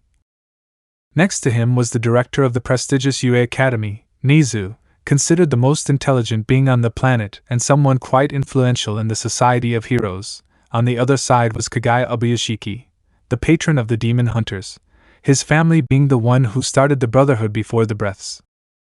There are fewer of us every day and they are dying faster than before, replied the boss of the hunters, Kagaya. Maybe it's because the final selection is too demanding. If a demon is trapped there for years, it could end up being too strong for beginners, Gojo mentioned. That already happened once. That's why before this final selection started we sent a pill to filter the area. They left strong demons on purpose, but not so strong to overcome a grade 2 curse, Kagaya said calmly, taking a drink from his cup. Since March 20th there has been a strange and exponential increase in the deaths of hunters, both rookies and some experienced ones. According to reports that some survivors have given, they all mentioned something similar. The demons are getting stronger than before. Is there anything else that corroborates this? Since it is something worrying for everyone, mentioned the director of the UA, Nizu. We compared the strength of a demon captured a year ago against a demon captured a few days ago. According to statistics, There was a double or triple improvement in all physical capabilities of the new demon, comparing it to the strength of a lower moon. They were classified as Kureiji demons, because they lose the ability to speak and their actions become erratic and brutal, Kagaya answered, handing some papers to the table. Not to mention that the rate of missing people has increased by 12% in just 1 month, along with a 2.1% increase in crime and a worrying 42% increase in curses found, said Gojo, doing the same as the boss. Curses, villains and demons, they are all becoming more active out of nowhere. No, since the death of the first upper moon, this whole chain becomes more confusing when we talk about the villain, Stain, Niza said seriously about the situation. Considering that Geto, Muzan and All for One are in an alliance, it's not crazy to think that Stain has joined the villains, Gojo mentioned by placing his fingers on his chin. I highly doubt it. Stain's values were those of a hero, only taken to the extreme, having the ideal of the perfect hero, and whoever wasn't like that was a false hero. I doubt someone like that would join the villains as if nothing had happened. Something had to have happened, if it happened at all, Niza replied. We are in a complicated situation. Our opponents know how to hide perfectly, as if they were waiting for the exact moment to attack. All this must not be random. There must be a reason, Gojo said, scratching the back of his neck without knowing more about what could be happening. We know how Muzan Kibutsuji acts. He usually creates a scandal in one direction to commit his misdeeds in the other, Kagaya said. A smokescreen, and it could even be a trap. But if we're careless, it could cost hundreds of human lives, so we'll have to play along. Right now we're the prey, Niza said seriously. But not for long. April 8th at 7 p.m. Hosu, Gymnasium. Hagakure's return completely intact was something that everyone celebrated, asking her questions about what it had been like or how difficult it had seemed, things like that, but unfortunately she still wouldn't have a katana until after the internship, which discouraged her a little, but she would still give her best in training. Moving on to the next day, where Zenitsu continued to surprise with how good he was slowly becoming. Although he still lacked confidence, he was going down the right path. If he continued like this, he would go quite far. The training ended successfully, but this was not over for the green-haired boy, who right now had to do his training on his gift with his master. But All Might's seriousness disturbed Deku a little, who, without knowing why, only followed the blonde heading to a secluded area to better use One for All, although this time it would not be like the previous ones, and Tashinori told him directly. This time I want us to go over everything about your gift. You'll understand why, said the blonde, looking at the confused green-haired boy first. Do you remember the mental image you had to activate One for All? The green-haired man remained silent and instantly began to activate the gift throughout his body, unleashing powerful rays along with a turquoise aura, obtaining a new appearance, this being 100%. What was the mental image? Because I would say that you have a pretty bad one, Tashinori said. Maybe you have an incorrect mental image that does not allow you to extract your full potential. The words of his master were quite similar to what his friend Hikari had told him days before. It could be a coincidence, but I think that if people as trustworthy as them and adding how strong they are, this is not a coincidence. It must be that they are right. It was time to rethink everything he was doing. A bad mental image, but which one did I have? I would say none, the fifth OFA bearer replied. Then it's time to have one. Look for something that makes you think like One for All, Nana said like a grandmother to her grandson. It's better that you leave that aside, young Midoriya. I think you should no longer have a mental image, at least not of One for All, but of the energy of this power, Tashinori said, standing next to the green-haired man. What do you mean? Izuku asked, confused. What do you mean, Toshi? Said the seventh carrier angrily. A mental image is the most basic thing for anyone to use a quirk. It's the first thing you do. Exactly for that reason, it is something so basic that after a long time the body can do it on its own. It is no longer necessary to activate the quirk, much less now that young Midoriya controls many quirks at the same time with great mastery. That demonstrates his mastery of the quirks, Tashinori answered. The blonde approached some rubble that was lying around. All of this was observed by the green-haired man with the help of his grandmother, and with the silent gaze of the other bearers, confused and not knowing what the eighth bearer was referring to. But without a doubt he was now acting like a true teacher helping his student. Let's go over the basics. Let's name all the steps you've completed now. First, let's say the gifts you possess now, understood? One for all. Transferable quirk that can be passed from one user to another. Its name comes from its nature, being a quirk for all people. In order for the quirk to be transferred, the recipient must ingest a sample of the predecessor's DNA. For generations, the quirk has been accumulating strength, crystallizing it into power, a process that has been repeated until now, with the last successor being Izuku, the ninth. Full cowling allows power to flow through the user. Activating this technique gives greater strength, speed, mobility, and agility. Gear shift allows the user to alter the speed of anything they touch, allowing them to accelerate the force of a target, either by enhancing the impact force of their own blows or by causing the target to lose control of their own speed. FA Gene. This gift allows the user to accumulate and release kinetic energy through the repetition of movements in a short time. Danger Sensor. This gift allows the user the ability to avoid disasters when they are very close or avoid attacks by lowering their guard, due to a warning from their subconscious. The warning is usually received as an electric shock to the user. Black Whip. This gift allows its user to generate a kind of dark ropes, which adhere to objects and surfaces, giving its user greater mobility in the area. Smoke Screen. This gift allows the user to create smoke screens that come out of their body in order to confuse the enemy or create a distraction. Float. This gift allows the user to hover in the air. They are quite a lot, Izuku said, a little surprised. And the rituals are missing, Daigoro mentioned, being like the green-haired boy. They are, although full cowling is a skill, but it is still complex, and that is what I want you to understand. All gifts are complex in how they work, some more than others, but you master them all, Toshinori spoke, holding a somewhat large stone in his hand. The green-haired boy had his gaze on his teacher. Even though he couldn't see, he could still hear the blonde's light footsteps. Thus, knowing where his mentor was, he could hear the blonde's subtle breathing. The air hitting them gave him relaxation. The atmosphere was quite pleasant, and the fact that All Might was finally very serious about being a teacher, that excited him. Danger Sensor. The fourth bearer's gift was activated suddenly, but Izuku managed to dodge whatever had attacked him. By mere instinct, he activated One for All at 60%, but before doing anything, a strong stomp destroyed the ground where he was at that moment, so Deku exerted strength and his legs managed to make a fairly high jump. Float. The green-haired boy stayed in the air, alert in case he received another surprise attack. This had to be a training session, that excited him, but he managed to hear some slow applause, but loud enough to be heard from that height. The bearers reassured him by telling him that it was Toshinori who did all that.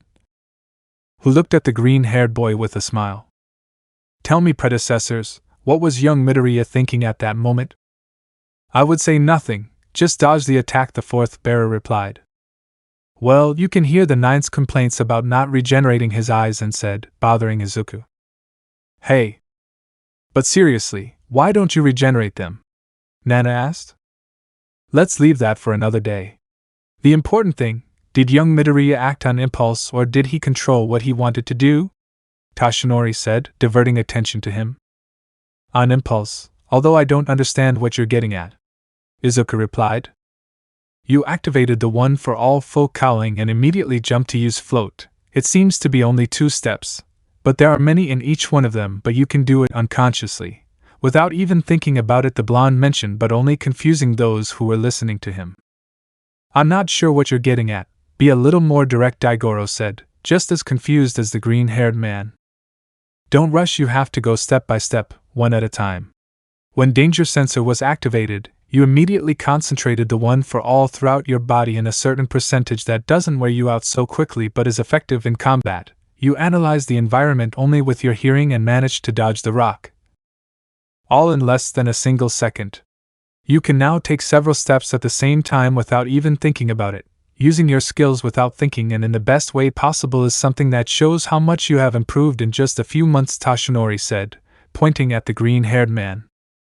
In a few months in December, when I fought Geto, I could use 45%, but because of the dangerous situation I managed to extract 100% in a single blow.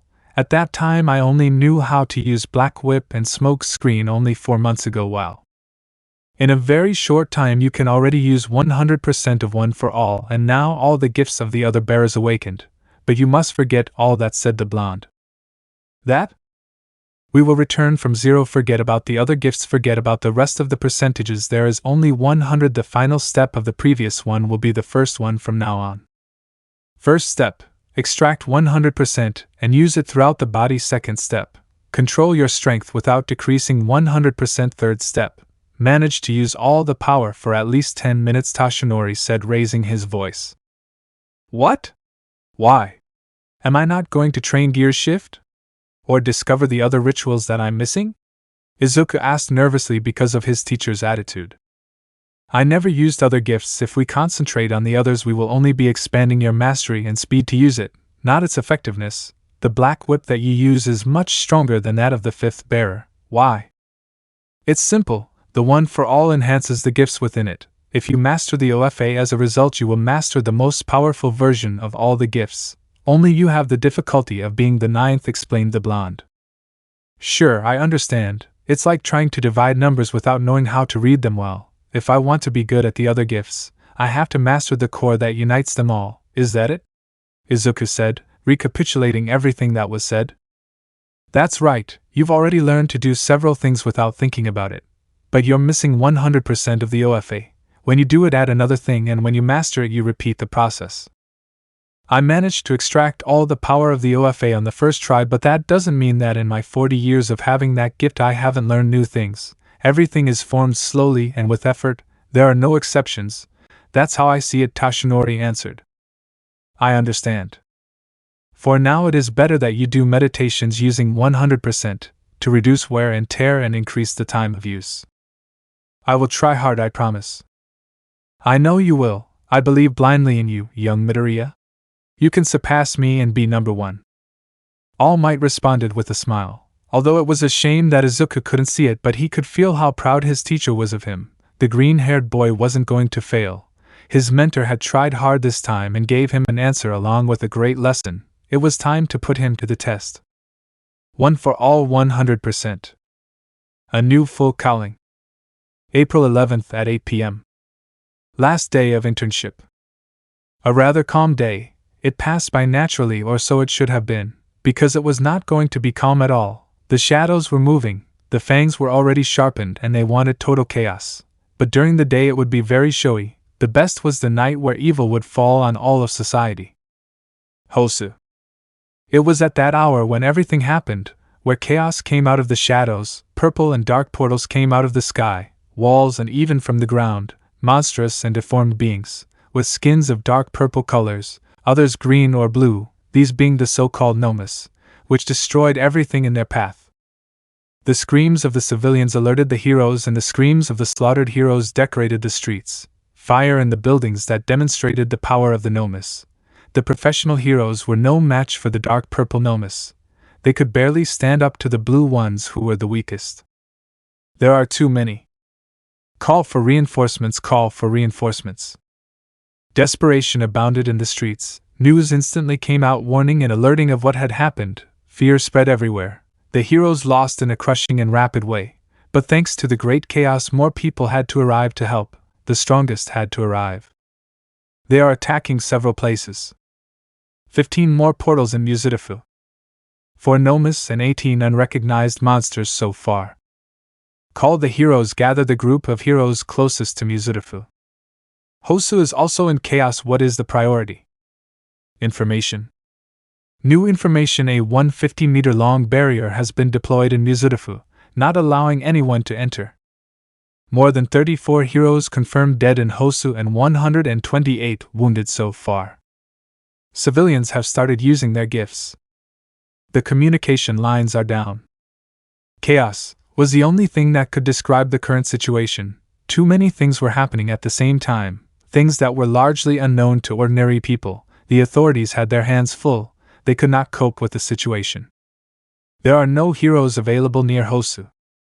That's impossible. How come there are no heroes? There aren't any. Call the top 10. We already did it, but only All Might, Endeavor, Best Jeanist, Hawks, and Mirko have answered the call. The others just ignore it. They don't answer?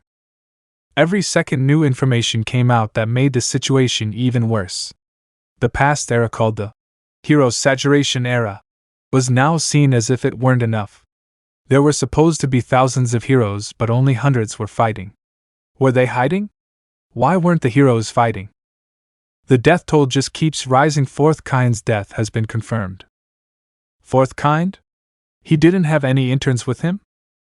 That's right, Red Riot and Real Steel, they are first-year UA students. Children are fighting? They shouldn't. They are the only ones who enlisted by themselves. They must be stopped. It's not possible. If they don't fight, who will? The whole situation was getting worse. Teenagers were fighting more than the professional heroes themselves. This generated discussion in the communication offices, and it is very likely that the distrust of the heroes plummeted because of this. But if they were removed from the fight, it would be the same as giving up. They had to make a questionable decision, and it was now or never. Inform all heroes with interest. These interns, regardless of age or experience, are allowed to fight. But sir, just report it, and that's it. At this year's sports festival you proved to be at the level of a professional. Sir, best genist is beautiful. With an intern they reported finding more than 27 curses. Curses? What is that? That's what they said. Sir, there are reports of another barrier on Kamino. Another one? Dynamite, what grade is that? I don't know, but we'll have to fight no matter what. Best genist, along with his intern being Bakugo, ran through the streets while holding in their arms children who were lost. The two children were curled up in the chest of their saviors, trying not to look around, although the two heroes looked at the sky where there was a giant and strange figure. A curse was about to be born. We have to leave all the civilians in a safe place, Bakugo said to the heroes' surprise. We have to split up to cover more ground, Best Genus replied, handing the child to Bakugo. Good. You take care of the north area, I'll go to the south, and my companions will divide the west and east areas. I'll leave it to you, Dynamite. Bakugo took the child without reproaching anything, just looking seriously at the hero to nod in confirmation. Then the two headed in different directions. Everything had been happening so fast that Bakugo had remained serious and saving everyone he could, but in all this there was something strange. The barriers are to enclose the target, easy to break from the outside and difficult from the inside, and prevent communication from within. But then why can we communicate if we are inside the barrier? What's going on? Manual speaking, I require reinforcements at my location. The professional hero said while keeping his distance from the monster in front of him, ruining the street, giving really intimidating and loud roars. The Noma had a dark color, this being a high gamma one of the few that were deployed. Destroyed cars were all around him, demonstrating the brute force that the Noma possessed, which left the professional hero quite tense, who was alone at that moment. The lack of response he received through the communicator was slowly taking away his hopes. Come on, ask for help. The sinister voice of the Noma made the hero tremble with fear. It was a deep but mocking voice, so if that were not enough, the Noma had a sinister smile on his eyeless face. With his foot he kicked a corpse of a hero to instill more terror in the poor hero, who trembling took a few steps back, looking in horror at the corpse. Look behind. A calm voice caught the attention of the two subjects who were there, so that they both looked in the direction from which the voice came, on top of a building where only a silhouette with green eyes that gave off a turquoise fire could be seen. The eyes of the Noma that were on his shoulders focused on the person who had just arrived. In less than an instant the silhouette had disappeared, and now he was in front of the professional hero, who surprised took a few small steps back. Your Manual, right? That's right, who are you? The hero responded, coming out of his surprise. I'm Deku. I don't see Izuku anywhere. Wasn't he interning with you? Izuku asked, turning his back on the hero to concentrate on the Noma. Yes, but he suddenly disappeared without more. I know he is looking for the hero killer, but I don't know where he went now. Understand. Izuku closing his eyes as he thought about his partner, who worried him a lot, but he couldn't do it now because the Noma had already thrown a punch straight to his face, taking advantage of the fact that he closed his eyes. But what he didn't know was that Izuku couldn't see and doesn't need his eyes. Deku dodged the blow by just tilting his head slightly. A taste of wind arose due to the speed of the high-end Noma's fist. followed by Noma launching another blow with his other arm towards the green-haired man's side. But he only hit the air. The taste of wind did not wait to appear, only this time it was stronger, forcing Manuel to cover his face, and then see that the green-haired man had disappeared from everyone's sight. St. Louis smash. In a second the Noma received a strong kick to the abdomen that sent him crashing into a wall, cracking it completely and leaving the Noma stunned, but he recovered to walk a few steps closer to the green-haired man. "You're interesting, Deku." Could the Nomas speak? The ones from USJ couldn't. Did they improve them? That doesn't matter, you are responsible for why I am here. They sent me only to kill you. I see, so I imagine you have more gifts than the Noma of the USJ, right? How many do you have? Do you think I'll tell you? I had to try it. With a little chat, and then instantly the two prepared to continue the fight, breaking the floor where they were to be in front of each other, having their fists raised ready to punch their opponent. Whoever was faster would be the one to connect. But the size of the Noma increased completely, doubling it, leaving the green-haired boy quite small. As a result, the Noma's arm would be longer, and he would be the one who would hit first. But Izuku crouched down, evading the attack and quickly landing a kick on the monster's chin, lifting it off the ground, and then Deku kicked it hard in the abdomen. I don't plan on losing. One for all 100%. Fake heroes fake, only one is true, All Might. Bastard, my brother was a hero who has saved many people, he has inspired many. He is a true hero. Fake weak falls.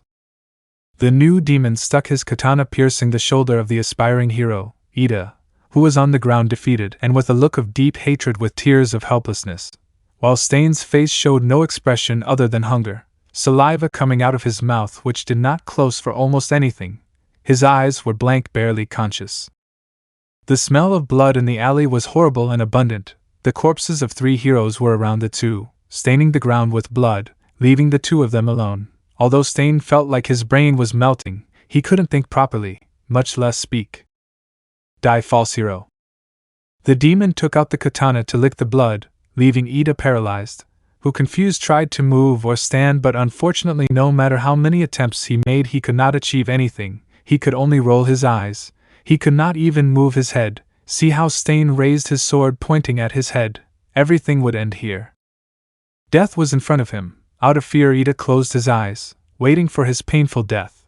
But a loud bang along with a falling liquid and metal hitting the ground forced him to open his eyes, seeing that someone was in front of him. Who are you? Stain asked with difficulty. Ida could see that the villain had his right arm cut off, with his katana on the ground. In front of him was a blonde with orange locks. He didn't know him very well, but he knew who he was. But from what he had heard, he wasn't someone very strong. That put him in danger. Agatsuma? Ida-san, right? I came to save you. The god of thunder has awakened. Stain, Upper Moon. April 11th at 9:10 p.m. Agatsuma? Ida-san, right? I came to save you.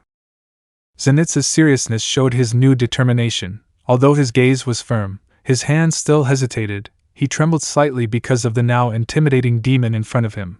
But he did not want to die or see someone die. He is going to fight with everything he has. The fear vanished, triggering a quick and fierce unsheathing of the blonde, a horizontal cut towards the head of the drooling demon, who clumsily broke his spine to bend his upper part backwards and thus managed to evade the first cut.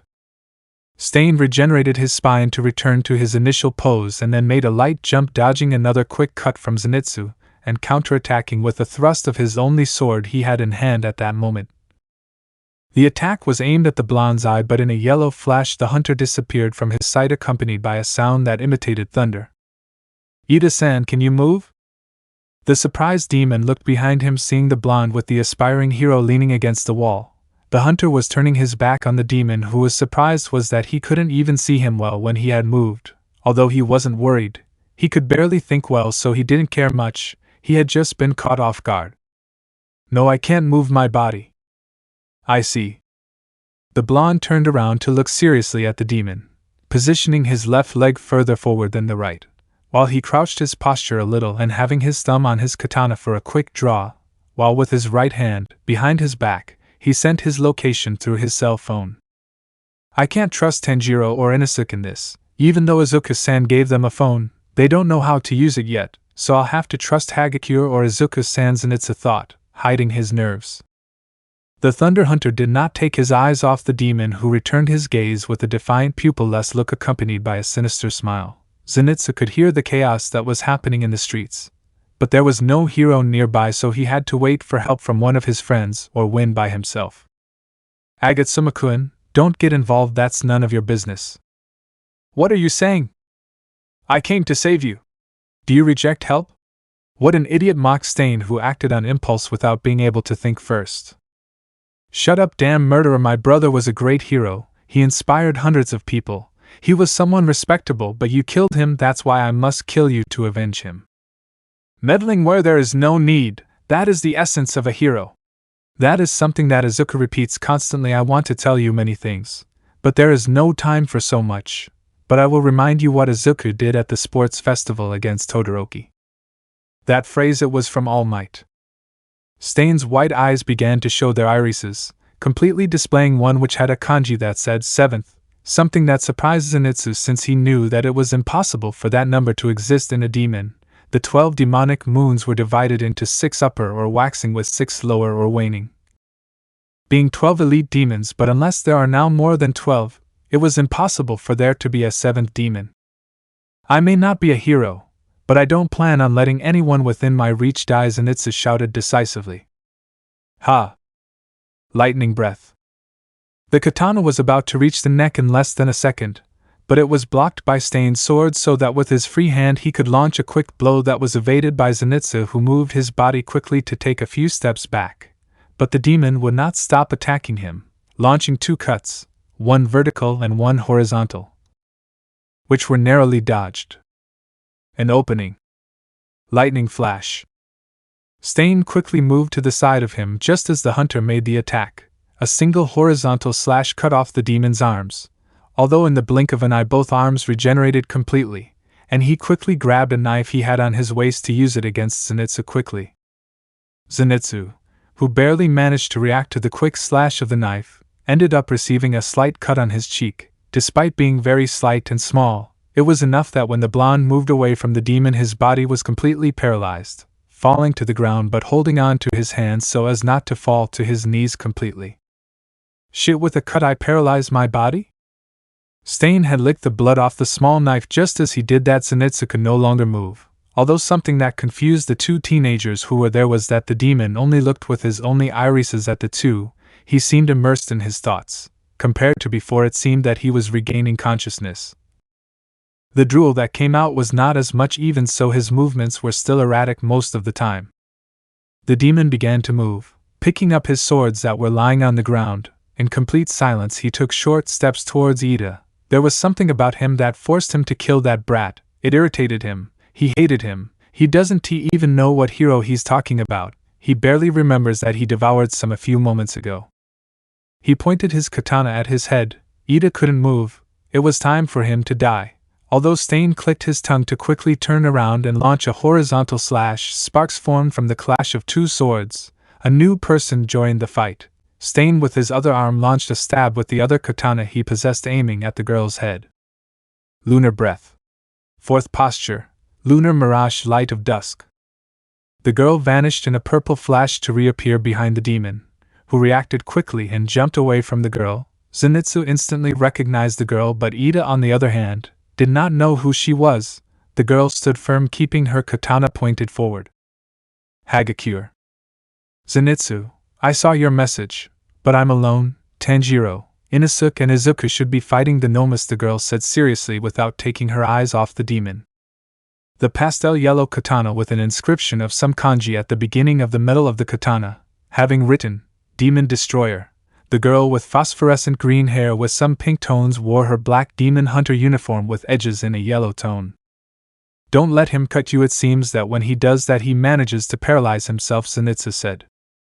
Understand. The demon watched the girl closely, in case she could attack him at any moment. He didn't understand why, but she made him feel more alert than the other 2. Maybe it was because he could think now, At least more than before, and because of thinking too much, he couldn't see when the girl had disappeared from his sight. How fast, Stain thought in surprise as he turned around quickly.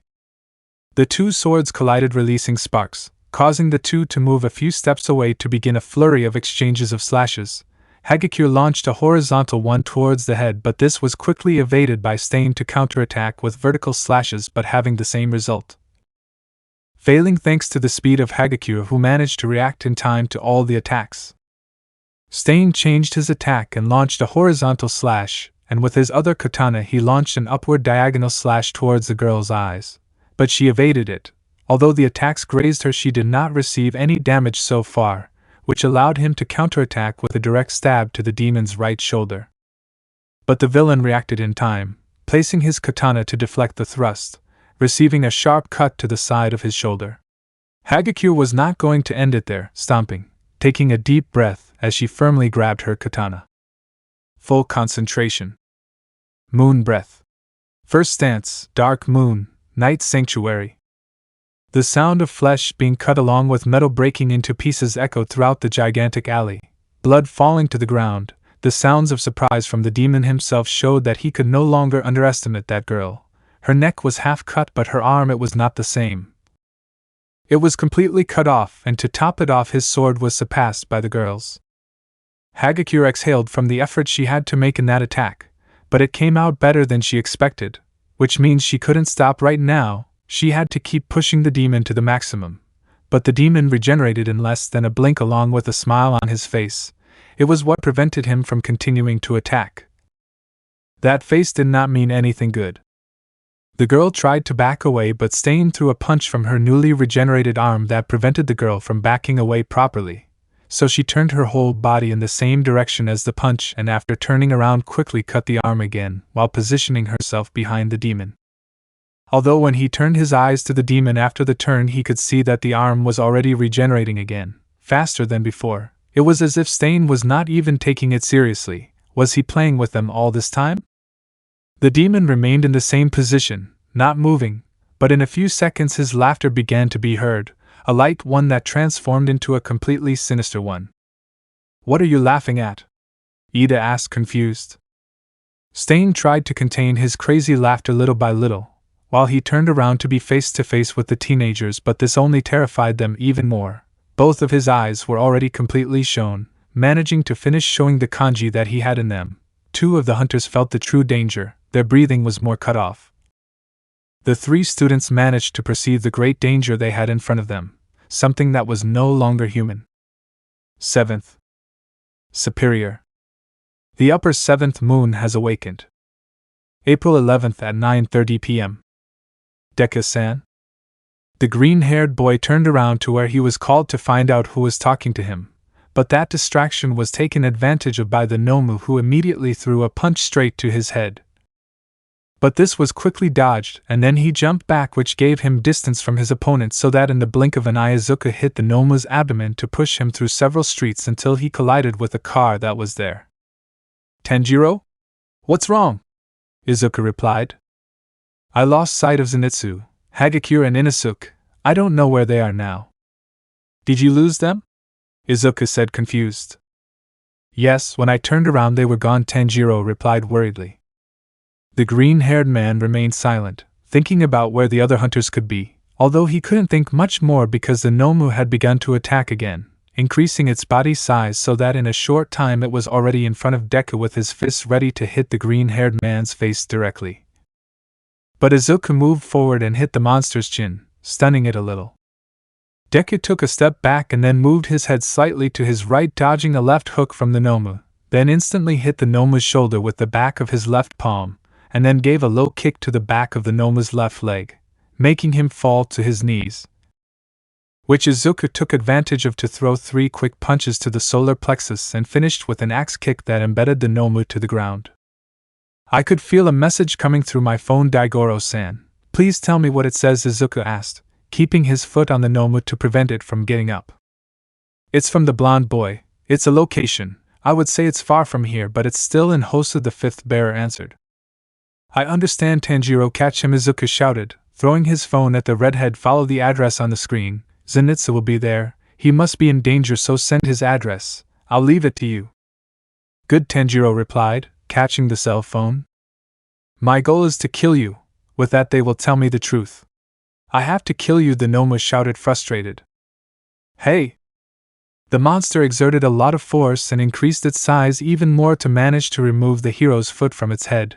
As a consequence, and for having done it quickly, Izuku lost his balance by having one foot in the air. So without being able to avoid anything, the Noma caught his other foot, the one that was on the ground, to then lift it into the air and stamp it on the ground, followed by lifting it into the air again to end up throwing it into a nearby wall of them. You've almost tripled your initial size. You must be around 4 meters and 80 centimeters tall? What would be your limit? Izuku got out of the rubble without any problem, but something was making him very uneasy. He was sure he had given the Noma strong blows, but from what the carriers told him now, the Noma was intact, without any injuries or even a few scratches. The monster was totally intact. That made him a little uneasy. Right now he is using 100% of his gift. Maybe now he doesn't get tired so quickly, but it is still little time to fight. He should finish this fight in less than 4 minutes. The green-haired boy couldn't react when the Noma threw a powerful punch, taking advantage of its gigantic size to make it almost impossible to dodge. Izuku tried to block as much damage as possible, raising his leg and arm to use them as shields, but that didn't nullify the impact that ended up sending him flying against a wall. Rubble crushed him. Fragments of walls were on top of Izuku, who, despite being in that situation, was too immersed in his own thoughts. He had been fighting against Noma for a very long time, against himself, and he still has not managed to do any damage to the body of this one. He knows that the Noma have a power of regeneration, but he has not even forced this one to do it. Impact nullification? No, my hits do push them back. Does it nullify damage? I think that's the most possible at this point. Izuku bent his fingers to end up causing a current of air so strong that he lifted all the debris from his body, to instantly shoot out in the direction of the monster, launching a kick in the stomach of the Noma to quickly touch the ground and launch another kick, but this one ascending. But his opponent recovered quickly to deliver a punch to the side of the green-haired man, although he managed to defend himself using the palm of his hand, deflecting the attack so that it ended up missing. Izuku used the Noma's enormous arm to give himself momentum in the air and spin around quite a bit, ending with a punch to the monster's face. The air current did not take long to arrive.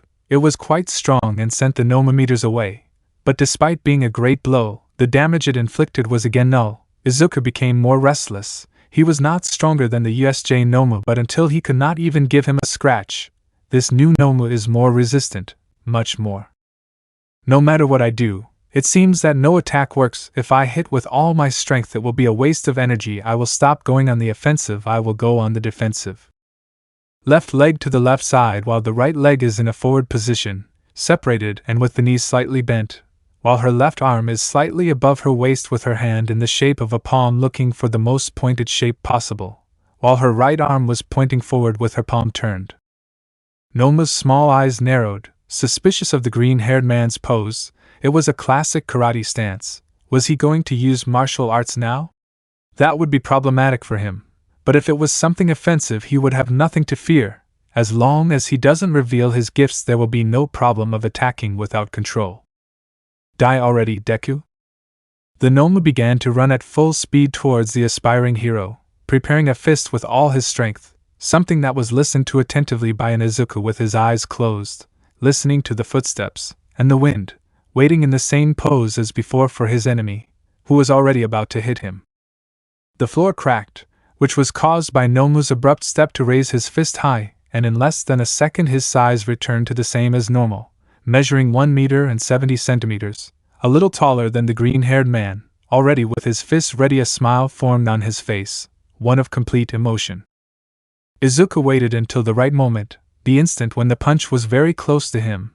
Having the opportunity, he quickly moved his right arm to his left side, causing the fist to hit directly on his elbow. A loud crack resounded throughout the place after the blast of air. Noma's smile was completely erased. The mid-gauntlet on his right arm was compressed, leaving the green-haired man's elbow and arm exposed.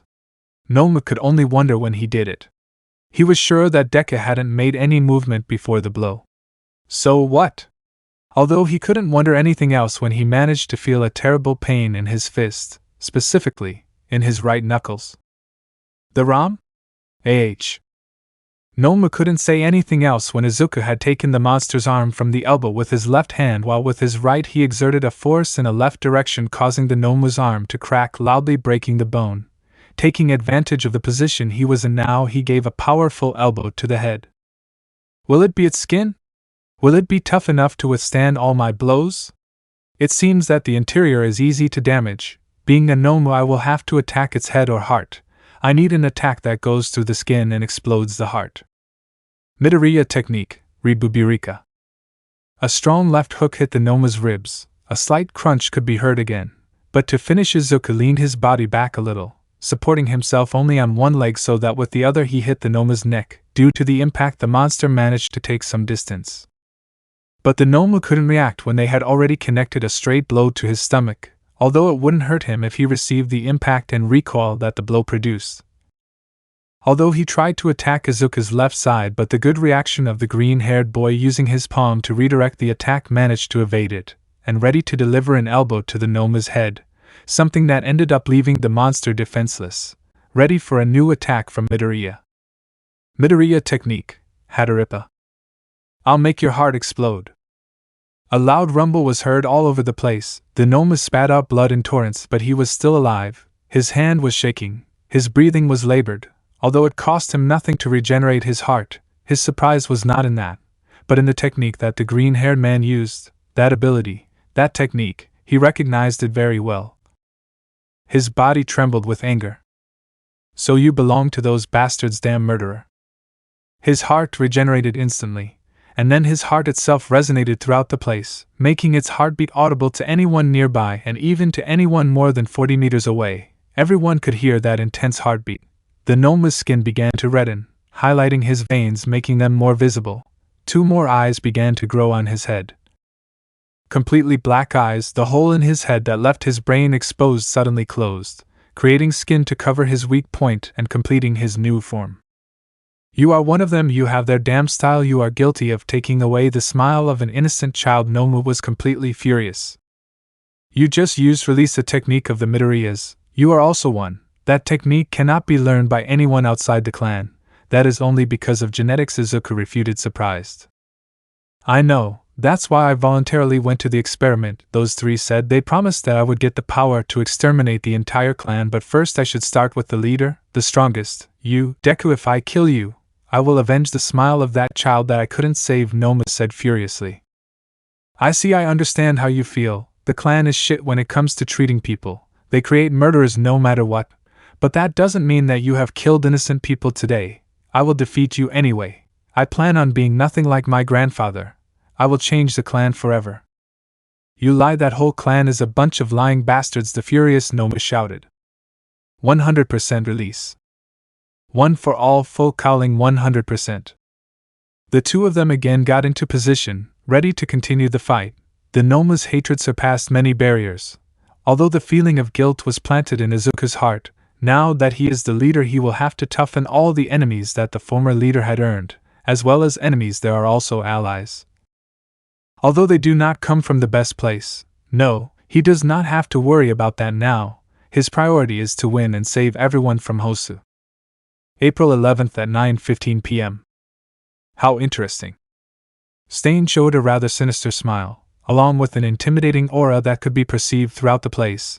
The teenagers felt terror. Their opponent was really on another level, one far superior to them, but there was no choice but to fight no matter what. Hagakure squeezed her wrist of her arm that held the katana to get rid of her nerves and fear, but each time her skin became more and more indivisible, surprisingly her clothes too, but at a slower pace, which showed her vulnerability. The girl tried to calm her breathing, staying focused on it, but the memories of her past seemed to be reliving. No, that will not happen again. She does not want that to happen. Her greatest fear is that it will happen again. She will fight until the end. Even if she dies, she will not allow that to happen. Hirobi, forgive me. I couldn't do anything that time. I could only do the best I know how to do since I was born. Go unnoticed, be invisible, but now it will be different. I will give everything I have to redeem what I couldn't do years ago. Today I will succeed. Her invisibility suddenly disappeared, showing a face determined to finish off her enemy. Her spirit ignited again. She was not going to hide. She did not want to be the girl who hides from danger. She will look her own way. When she defeats the upper moon that killed her friend, this is not who she is looking for, so she will not die here. Zenitsu began to feel the movement of his hands. It was a matter of seconds before he could move again. He had to ask with all his strength for Hagakure to hold on a few more seconds. Despite the complete awakening of the upper moon, his smile did not leave his face. In fact, it intensified when he saw Hagakure's eyes full of determination. Claws are centimeters away from digging into the eyes of the green-haired girl, but she reacted very quickly by turning around while leaning her body to the opposite side to evade the attack and then instantly launching an upward diagonal slash, taking advantage of the momentum of the previous turn. What? No matter how strong the cut was, this time it did not manage to cut the demon's hand, leaving it half cut. Surprising the girl, the demon's skin had strengthened. It was something too unexpected for her, and that left a confident smile on the villain's face. Lightning flash. The blonde hunter was back in action, showing off her unique and most perfected technique to help Hagakure cut off her hand. Because of that cut Stain had managed to make, he eliminated his theory of how the villain's gift worked. If cutting didn't paralyze him, he should be more attentive if he wanted to find out. Like him, Hagakure and Ida received a cut, but only Hagakure was the only one who wasn't paralyzed. Lunar breath. Third stance. Deadly moon of abandonment chain. Hagakure instantly saw that the hand was cut off and took a breath of air, holding her katana tightly to instantly launch 4 horizontal cuts that generated a whirlwind of yellow moons. But Stain managed to dodge the attacks with difficulty, although he still received some cuts on his body due to the distance they were at. But due to the speed of the demon, he managed to get out of range with a jump. Ida, you still can't move? Zenitsu asked. And no, I can't yet, Ida replied, trying to move his hands. It seems like he's just playing with us, Hagakure said, staying on alert. The demon did not take away his smile. He did not stop having it on his demonic face. The cuts had regenerated the instant they had been made. The fight would be about to continue if it were not for a loud noise, more than a noise, an excited laugh that caught everyone's attention. The demon looked up at him, seeing who it was. A silhouette of a hunter, one with 2 katanas in his hands. Front assault, front assault. Inosuke attack, said the boar with excitement. The dual sword hunter took advantage of the fall and launched a double downward slash, which was easily dodged by Stain, although the demon managed to feel his blood leaving his body, and so it was. Inosuke's attack did not fail completely, generating 2 vertical cuts on the demon's body, but he could not think any further when he was attacked again by the other 2 hunters from behind, a stab from Hagakure and a horizontal cut from Zenitsu. But both attacks failed completely. Stain had disappeared, but instantly the ground cracked completely, implying that the demon was above them.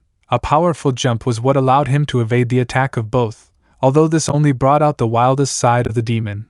Little by little he would leave his nickname, and would be a complete demon. Being in the air, it would be easier to attack him, but he quickly supported his legs on one of the walls to instantly fall quickly while stabbing his katana into the ground, breaking it completely to the surprise of the hunters and much more for Ida, who remained paralyzed on the ground, although Zenitsu quickly took him on his shoulders to get away from the alley, climbing onto a roof that was above him. Are you still trying to save him? Didn't you hear that he doesn't want your help? He deserves to die. Stain was in front of the 2 of them. He had moved just as fast as Zenitsu himself. That surprised and shocked the blonde. Stain's calmness was worrying, but there was something he couldn't hide. That was his dislike for Ida. That brat's attitude bothered and irritated him too much. Even he didn't understand why he hated that boy so much. He felt his head change too much in such a short time. It doesn't matter if someone doesn't want to be saved. There are people who give up when they're just starting. I won't get to know Ida very well, but I want to have the time to do so. We'll save him, Zenitsu replied, annoyed with the demon. Will we save them? Right, they too, Stain said, looking behind him. The 2 remaining hunters, Hagakure standing on top of the building on the side while Inosuke was a few meters behind the demon. Either of them lowered their katanas. They were prepared to continue fighting despite how difficult it might be. They were there and they would not leave without doing anything. Ida could see that. That spirit of saving him no matter what.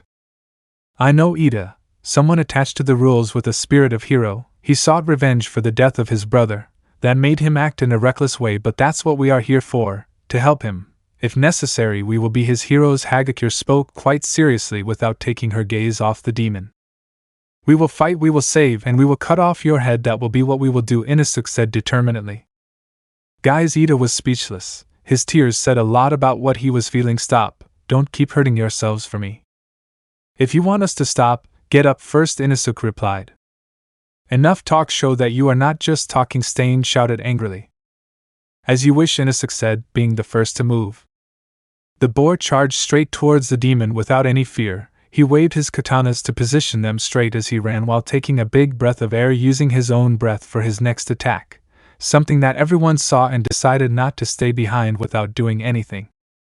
Zenitsu took his katana, sheathing it and crouching with his feet pointed, ready to make his quick attack. In turn, Hagakure also sheathed the katana to quickly go to the side of the demon, controlling her breathing to improve her grip and strength. This would be a joint attack. The attack of 3 hunters at the same time from different directions.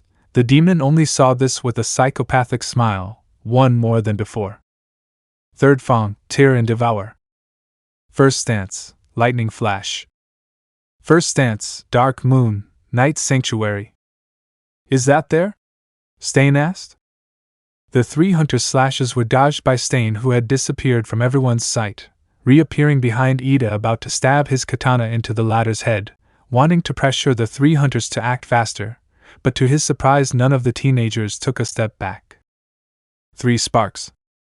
Zenitsu was the first and fastest to react, using his only technique in succession, followed by 3 more times, the first cut being the one that moved the katana away from his partner's head, for his second quick cut being one aimed at the demon's neck, who easily evaded by leaning his body back. The blonde, with no other option, decided to make a risky move, using his third attack to launch himself to the left of the demon, taking a few meters of distance between them. Something that confused the demon, who had his gaze on the blonde to proceed to attack him, but this brought a nervous smile to Zenitsu. Everything was done with something else in mind, an improvised plan from the blonde. When he least expected it, Stain already had a katana on his neck. Something that took him by surprise, although he did not worry much about his resistant neck. Although Hagakure was not exerting all her strength, that had to be for something, otherwise, it would be something very stupid and reckless. Although it was enough for him to take a deeper look, managing to contemplate that the boar was no longer in the place. Breath of the beast. So that was the plan? Interesting, Stain thought, looking at the boar behind him. Inusuke didn't plan on failing his cut, no matter how tough the demon's skin is. The cut of 3 katanas at the same time should overcome it, raising his katanas to make a double diagonal cut towards the demon's neck, being a signal for Hagakure to exert even more force in the cut she had already made. Although Stain saw this with a smile that worried Zenitsu, that smile would not be erased from the damn face of that demon. No matter how much I pressed him, he always had that smile on his face. Thunder breath. Zenitsu was the last one to launch into the attack, making use of his quick cut to be strong enough to help cut that hard neck. With the support of the other hunters and the null response that Stain made, they could cut his neck. They just needed more strength to do it. The katanas of the 3 were buried little by little. Without achieving anything very significant in 2 seconds, they just had to hold on a few more seconds, use all their strength in that cut. Ha ha ha ha ha. Demons, unique beings born from a demon himself, the king of these, Muzan-kibutsuji, is only known to be a monster that appeared in the middle of the Heian era, in the golden age of sorcery. In all these years, decades, centuries, even a millennium, Muzan and his lackeys have been evolving non-stop. We demons become strong through the humans we devour. Although the flesh alone feeds us, it is the blood that gives us strength, although that does not take away the rest, Muzan said, mixing blood in small vials. Why are they strengthened by blood? I have studied it for centuries. I managed to prove how the soul works and where it is distributed. It is something difficult to explain, but being something intangible and that only exists in concept, it is difficult to study. But I have proven that devouring the soul of a person is the same as devouring a human with special blood. There are specific arteries and veins that contain more fragments of the soul. Demonic evolution? Every demon has the same potential as me. I just put a limiter to prevent them from revealing themselves, because they are a mere extension of me and I cannot allow myself those mistakes. But it depends on the mental strength of the demon if it is able to take all the strength that I give it. If it proves that I give it more of my blood to break the limits that I put, I accelerate the evolution of their bodies and minds. Upper Moons. My most loyal lackeys. Recently there were only 6, but after Rei's death I think it would be better to stop having inferiors that are so weak compared to the superiors, Muzan said, annoyed while he leaned back in a seat. I had to require the help of All for One and Ghetto, or whoever, all to get good subjects and turn them into superior moons. It was surprising to see that they managed to bring me the hero killer, although I went quite a bit overboard with the blood I offered him. I almost killed him, but he survived, although without a mind, but it is only a matter of time before he wakes up. Stain. Demonic blood technique. Well, it's difficult. To have your own demonic art requires a sacrifice, more so in these times where rituals are more common than before, and let's add the gifts. The demonic blood techniques are the sacrifice of the ritual transforming into a more deadly technique based on the combat and survival attitudes of the user. But in the current era where gifts exist, the demonic blood techniques are strengthened even more, Muzan said, clenching his fist in exultation but referring to the specific case of Stain.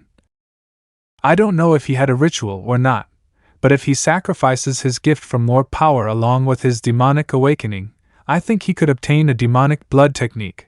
We'll just have to wait for his mind to succumb to my brainwashing. Although it all depends. April 11th at 9:30 p.m. In a flash, Stain was no longer surrounded, disappearing in a quick movement, leaving the hunters confused, but they had to quickly raise their defenses to block some cuts so fast that they seemed invisible. Hagakure was the one who managed to retreat and block several attacks, but the other 2 hunters were not as lucky as her. Zenitsu had defended himself well, but his defense was still quite bad, although at least he had a defensive form, something that Inosuke did not possess, being the reason why the boar was the one who received several cuts on his body. So you were the only one to come out unscathed. You are very skilled.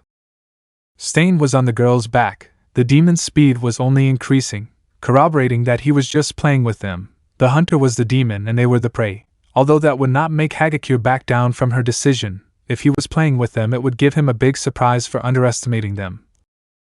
That would start with this cut. Hagakure quickly turned around to launch a horizontal slash towards the demon's head, but even with all the spirit in the world, that would never overcome the barriers that existed between the two. Stain only grabbed the katana before it hit his face, intending to break it into 1,000 pieces, while he increasingly tightened his grip on the edge of the katana. Hagakure, Zenitsu said worriedly. Hey, Inosuke shouted. The 2 hunters wanted to intervene, but Stain's cuts hurt too much more than they expected, although they tried to get closer but the distance was too wide. Hagakure had not dodged the cuts for anything. The demon's smile only grew. The girl, he tried everything to get her out of the demon's clutches, but the demon outweighed her in strength, and by far. The katana seemed to be about to succumb to Stain's grip, but something else entered the fight. The demon received a direct kick to his head that ended up sending him quite far away, stopping at the tip of the roof of the building on the side. Annoyed, he wanted to know who had dared to hit him, not being someone else who had arrived. It was Ida himself who had just recovered. You were wounded just to save me. I thank you. Please let me return that gesture. Helping you fight, Ida said, looking at the demon. So more join the fight. Tell me, what will you do now, hero? Ida-kun, Hagakure said, positioning herself next to the aspiring hero. Agatsuma-kun, Hashibara-kun, can you still fight? Ida asked without taking his gaze off the demon. Of course, Inosuke replied. I still can, Zenitsu spoke. The 4 teenagers were prepared. The fight continues now, although even if they outnumber him it would be useless if they do not do it wisely, and in this case, Ida can do nothing against a demon. Not having a Nichiren, he cannot kill even the weakest demon. Waiting for dawn is something they cannot count on. There were many hours left for that. It was not an option at all. They won't be able to for long. The demon showed his katana, which was stained with the blood of the 2 hunters. He only had to lick the blood off the sword for Zenitsu and Inosuke to instantly freeze, something that took them all by surprise. But Stain did not stay still in his place, but launched himself into an attack against the hunter. But Ida got in the middle so that his armor was cut on the arms, but without reaching to pierce the metal. The demon's katana was stuck in the arm of Ida's hero armor, leaving an open opening which Hagakure did not waste, launching a stab in the direction of the demon's hand, aiming to force him to drop his katana, achieving her objective because Stain removed his hand from the place, leaving his sword stuck in the armor, which Ida took and threw far away to leave him without a weapon. But Stain turned around to throw a kick which Ida received, squarely protecting himself with his armor, leaving the demon with a visible opening again that Hagakure did not waste to launch a horizontal cut that was dodged by Stain, who took distance from the two teenagers. But Ida, using cursed energy, moved forward and was face to face with the demon, surprising him. Does he have the guts now? Or is he still acting out of revenge? No, it doesn't seem like that. The demon did not take his eyes off the aspiring hero, who was about to throw a punch at Stain's face. But at the moment of throwing it, he stopped in the middle, leaving the demon confused for a moment, although that passed when a katana collided with his neck, the culprit being Hagakure, who was behind him. I see, so it was a feint to attack me from behind. No matter how much force Hagakure used, the katana did not cut any further than the demon's neck. It seemed as if she was cutting metal with a stick. It was useless. It was not making any progress, and clearly the demon was able to get rid of it with a quick action, landing an elbow in Hagakure's abdomen and then instantly kicking Ida. Then pulling a knife from his waist to stab the aspiring hero in the side. Despite Stain's strength, the armor was quite thick, making the knife not pierce the skin of the aspirant, something that bothered him. But the demon kicked the aspiring hero away, taking out the knife, and in a quick movement he cut Hagakure's cheek by making a quick turn, surprising the girl by the speed of the movement. Her blood fell to the ground as it slid down her right cheek. It was the first time he had hurt her, the first time she had bled in combat. The Stain's smile was erased almost instantly after making the cut. His gaze was completely lost in the blood. He couldn't stop looking at it. He felt like he was seeing one of the greatest wonders of the world. He felt like everything was going slower, but he couldn't do anything but look at the beautiful blood spilled on the ground. That blood was special. His mind told him that he had to devour it instantly. A call, that was it. A call from his leader. They were giving him an order, right? Special blood or Merchi blood. This blood is mentioned in both ways, both being correct. A term given to humans who have a higher blood quality than the average human, which could be equivalent to 50 or even 100, although that was in the Taisho era. In the current era, with gifts and a more frequent cursed energy, devouring a spice or Merchi blood is equivalent to devouring more than 1,000 humans without a gift, which is equivalent to 100 humans with powers. If the person is stronger, this will empower them even more. What's wrong with him? He just stood still out of nowhere, Hagakure thought, confused as she watched the demon standing completely still. Don't stay still, you two, cut off his head. Inosuke? Have you recovered yet? Zenitsu said, surprised since he couldn't move and the two of them were paralyzed at the same time. Sixth Fang, irregular bite. The boar quickly launched itself at the demon's neck, stabbing its katanas into both sides of Stain's neck, which made him wake up from his deep thoughts. The moment he realized the situation he was in, he tried to get the boar off his back, but before he knew it, his arms were cut off. First stance, Dark Moon, Night Sanctuary. Hagakure's blood had weakened him for some reason, something that no one would waste to kill him at that moment. Inosuke began to rub his katana on the demon's neck, simulating a saw to make the cut easier, which worked little by little. The neck began to cut more and more, that only increased Stain's despair. A brat with a boar mask was cutting off his head. He couldn't allow it. He wouldn't let him for anything in the world.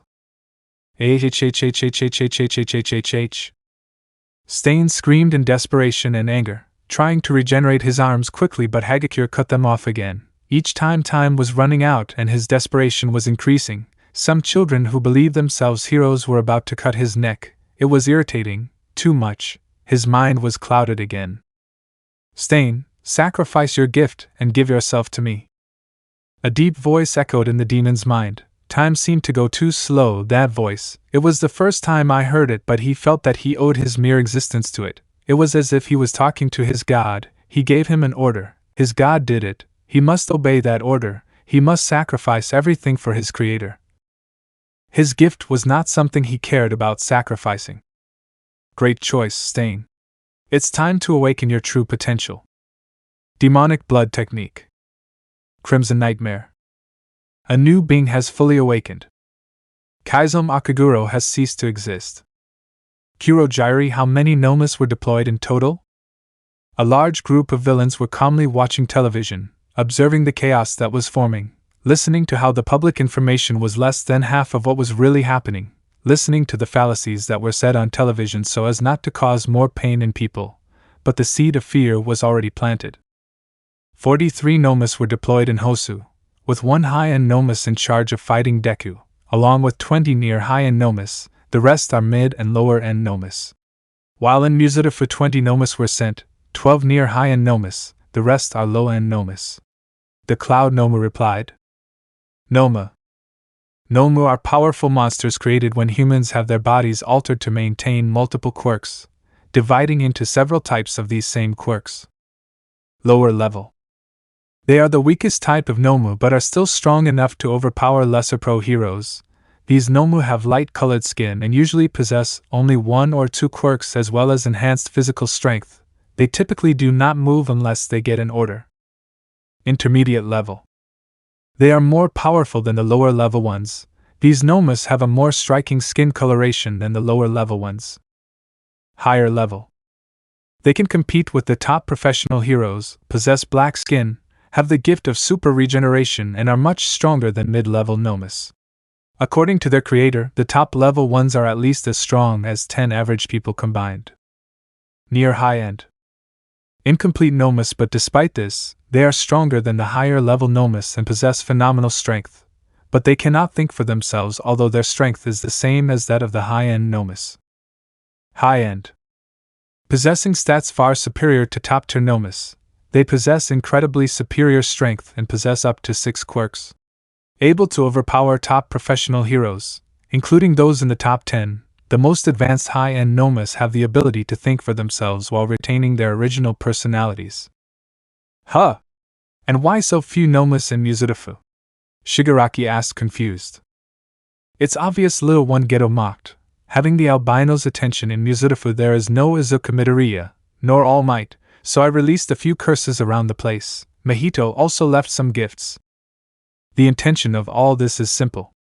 To make civilians see how fragile the peace they believe they have is, to show the true face of those who call themselves heroes, all for one mentioned. Not all heroes have answered the call, that will be made public. Top heroes did not help when people needed it most. What do you think civilians will think when they know that? This is just the beginning. The end of the age of heroes is near. A new age of darkness is coming. Let me know in the comments below if you guys want the next part. Also check out my other video that has been shown and left. Thank you for watching. If you enjoyed this video, please like and share this video. And have a fantastic day. Bye.